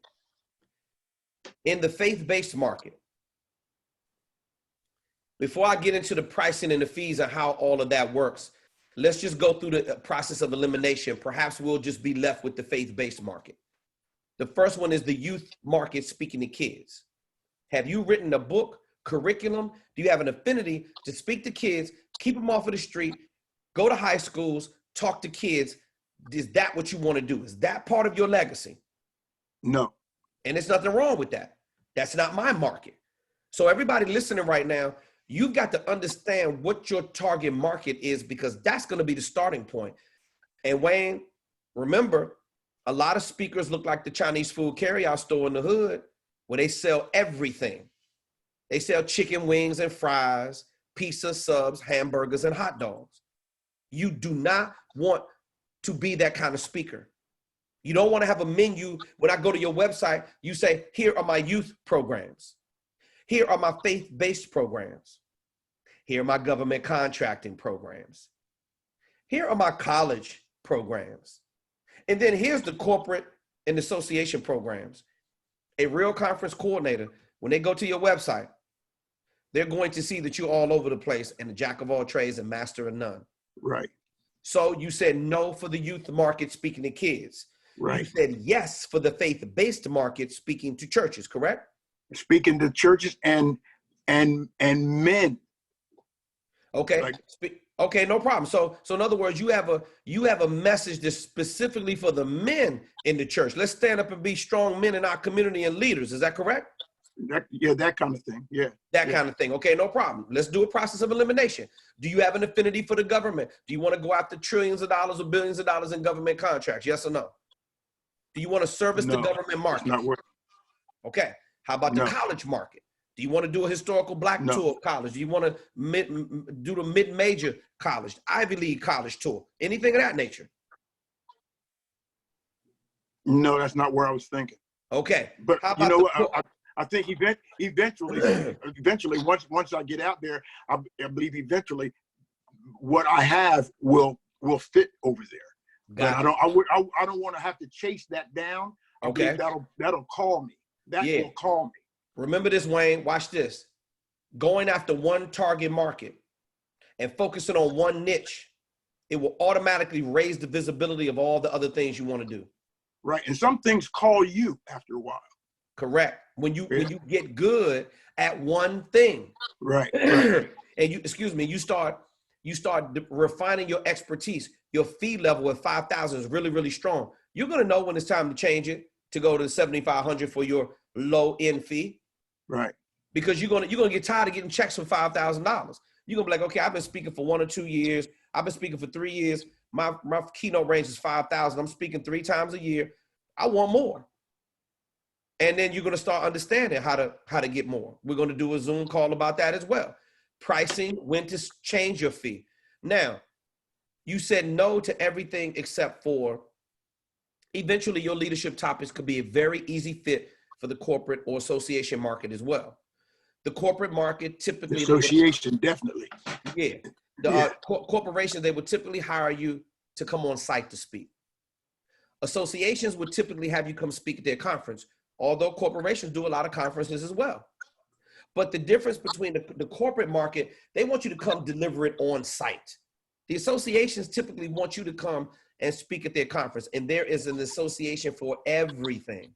Right. Even associations, sometimes I've been hired by associations to come to their office to do executive coaching, to do an on-site strategic work session, to do a half-day program, 2 to 4 hours, or a full-day program, 4 to 8 hours. Now, let's go back and we've narrowed it down with you, Wayne. You want to be in the faith-based market. So this is what I would recommend. Some of this is going to hurt, be enlightening, and some of it you already know. When it comes to the faith-based market, you have about 49% of the smaller churches are in economic crisis. This is before the pandemic. Absolutely. I already know. Barely keep the lights on, okay? So they have a bit of a broken system. So if you have to be in the faith-based market, which I have no problem with, there are people flourishing in the faith-based market all the time. If you're going to stay in that market, what you need to understand is how the system works for the smaller churches. Now, all the churches use a collection, love offering, or an honorarium as their payment system. Do you understand that? I do. Collection, love offering, or honorarium.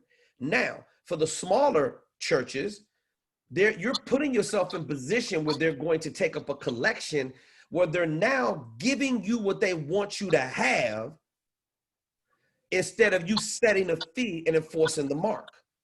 Now, the only way you're going to be able to set that fee, and if anybody else has an affinity for the faith-based market, I'd recommend, Wayne, that you go to Wikipedia right now and do a Google search and type in mega churches. Yeah, I wrote that down off when I was listening to the module the other day. Yeah, mega churches. They have operating budgets from $2 million to over $100 million. Right. Congregation sizes from 2,000 to over 60,000 people every single week. And church isn't stopping. How many people in here attending church online right now? Every Sunday, people are, and they got it all automated. You think the church is a business. The church is smart, just like me in Austin. They have every kind of way to automate it to make sure your tithes and offering gets in there. Make sure you can buy books through the store or learning materials, the whole 9 yards. The mega churches. I just lost your voice.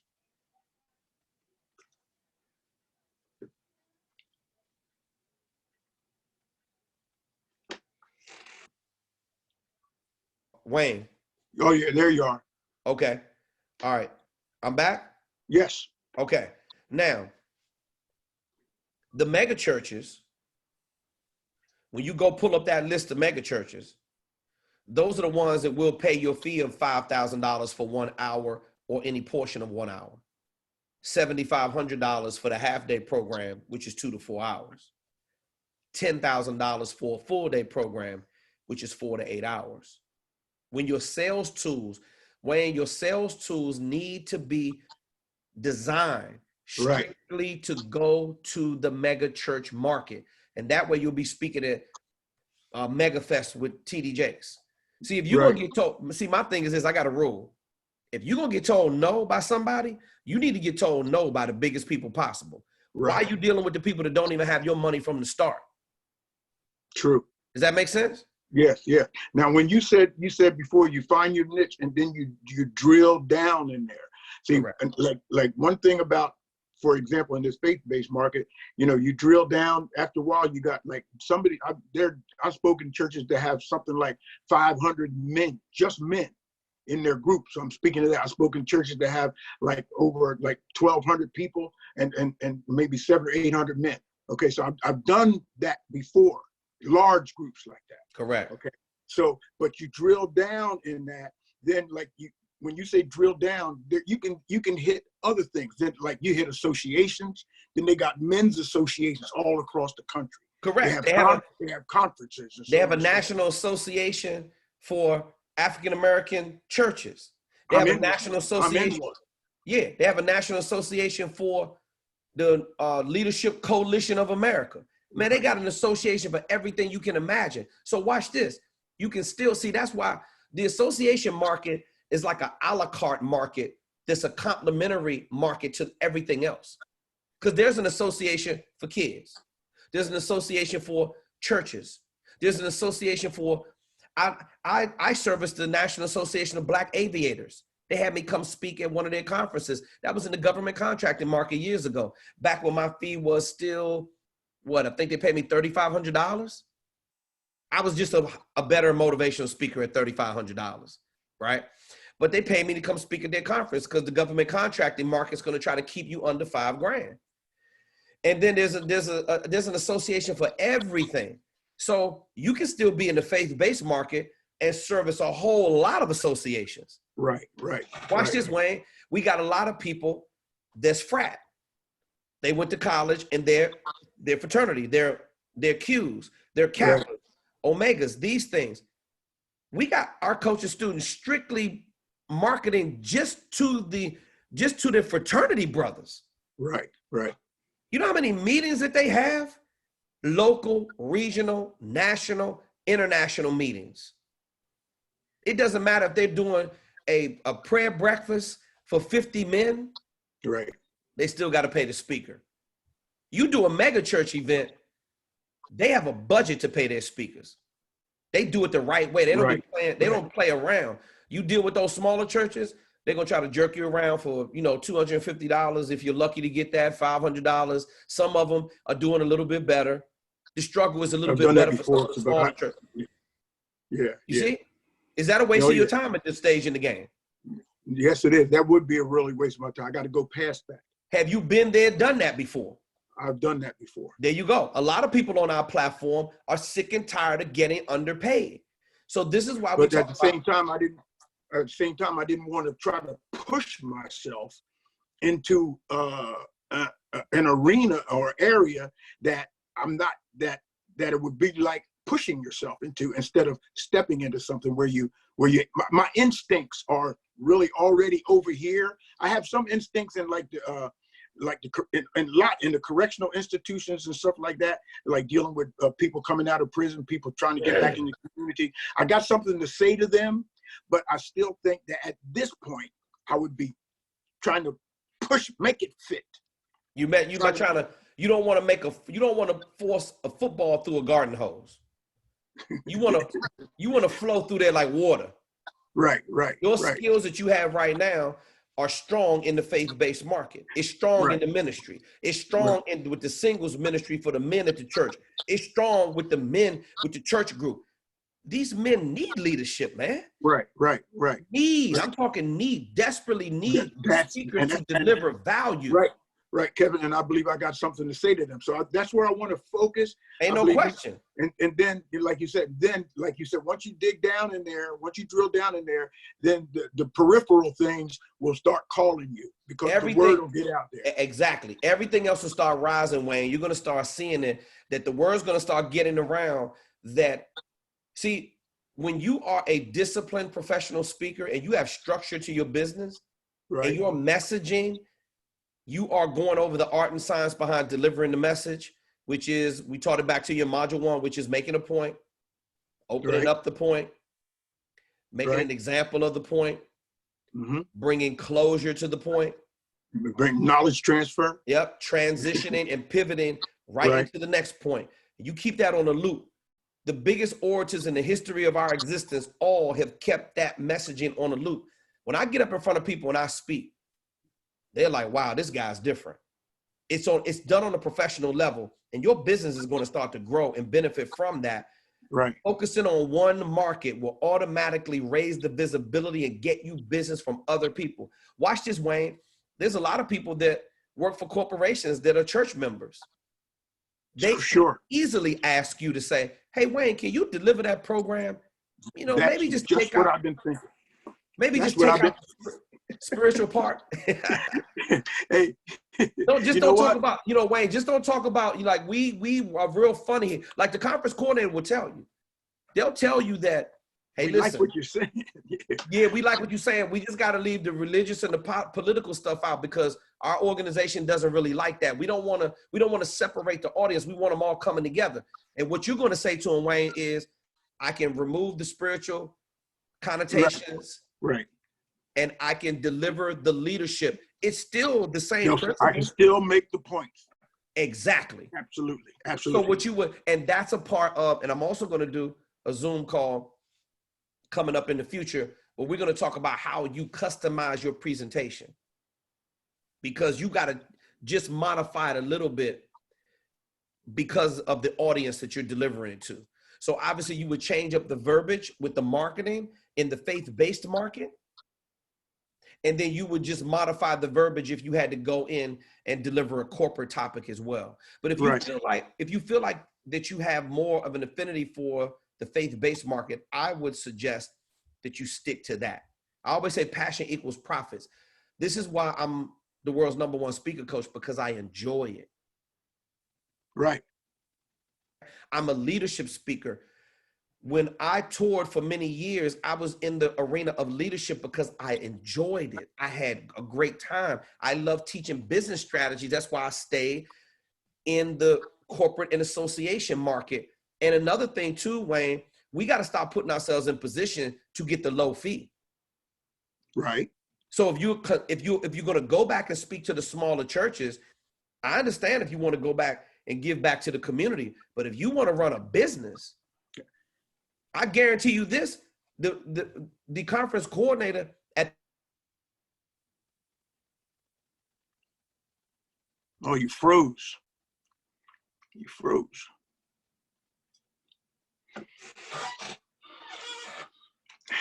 What happened? Oh, you're back now. Can you hear me now? Oh, yeah. Yeah. You froze up for a minute. No problem. So the key is this, is you've got to make sure you're prepared to do business with the target buyer, because I can guarantee you they are ready to do business with you.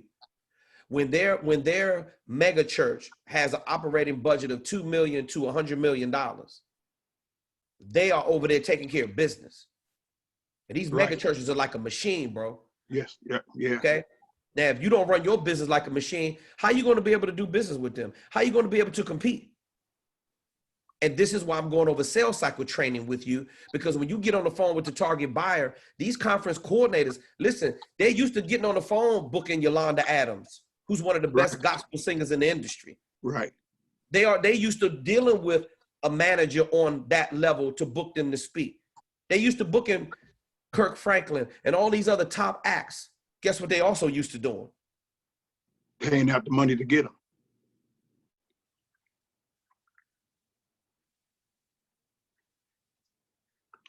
Wonder why you keep freezing up. Is that me or you? You froze. It's very profitable. You can look at them all day long and be like, oh, they're not paying taxes. I don't care what they're doing. Right. Creflo Dollar, Bishop T.D. Jakes, Dr. Joyce Myers, my friend Joel Osteen. They're getting a $50,000 to $100,000 honorarium when they go speak at the church. Absolutely. That's why you don't never see them speaking at smaller churches. You know why? Because the small church can't pay the fee. Right. We can all do Jesus's work. Yep. But I'm with you 100%. But Jesus is taking care of business, and so should you. Now, see, nobody else is going to tell you that on their platform, but the mega churches are a business, Wayne, and we're going to get you ready to go to market so you can properly position yourself to do business with them the right way. And I'll tell you something else right on this point. Yes, sir. I was sort of like tap dancing because I know that I got something to say or that the product can work in both areas over there in the faith-based market, Yep. but at the same time in the social service, let's just put it like that, in the social service market. I even wrote my master's thesis on prison reentry. So I know that whole deal. You know your I mean, stuff. I know my stuff over there, and I've been there for like 30 years. So I know what that's all about, right? But at the same time, I believe that if I step over here, because now faith-based organizations are reaching into those areas, okay? And so anyway, and I feel like that's where I need to begin and just drill down in it. Okay, so but my point is I was back and forth trying to figure out which one, and being back and forth, I wasn't going anywhere. This has helped me. Got you. Okay. Well, this is the reason why we're here. Good. We're here so that you don't have to go through all of the things that I had to go through in the speaker industry and putting yourself in bad situations. We don't want you to be in a bad situation. I want you asking these questions. Right. You know, feel comfortable asking the questions. This is what you got a speaker coach for, Wayne. Right. Put the questions through school, and you're more than welcome to ask these questions. And I don't mind doing this is like doing a one-on-one session. This is perfect, man. This is perfect. This is perfect. I don't mind doing it at all. This is what we're here for. We want to see you successful, bro. But, you know, I tell people this all the time. You cannot start booking speaking engagements unless you learn the game first.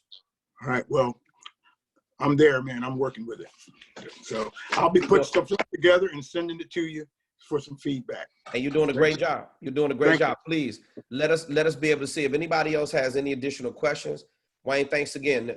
You know, anytime I see you on the call, it's always good to talk to you, boss. Yes, sir. Yes, sir. Thank you. I'll give my best to Carol too, okay? I will. All right. Thank you. Yes, sir. Okay, everyone. We're going to be wrapping up this call now. What we were talking about on today's call is managing the sales cycle from contact to close. However, there's always some information on the call where somebody asks me a question, I'm going to deal with it. So today's call was all about managing the sales cycle from contact to close and being a closer, not a salesperson. So if you get the opportunity, go to my social media, like everything, and also follow me. And also make sure that you post your questions through the school platform. We use a machine learning tool that benefits everyone. We are a supportive community that's about lifelong learning and continuous education. It's always my pleasure to come to you every single week on the Monday call and provide information. We appreciate your patience and going through the growing pains that we are experiencing with our online program. You know, these things happen when you are scaling up and you're growing. You're going to go through some issues and challenges. So we fix these things on the fly, and we're going to continue to make the platform better and keep putting the very best information that we have to allow you to get the best learning experience possible. Today's Zoom call was entitled, How to Manage the Sales Cycle from Contact to Close. Not about being a salesperson, it's about being a closer. I hope you enjoyed this session. If you have any additional questions that we did not cover, because I got to get ready to transition into my evening schedule, I want you to send it through the school platform and we will address it and deal with it. I am Kevin T. Robertson, the world's #1 speaker coach.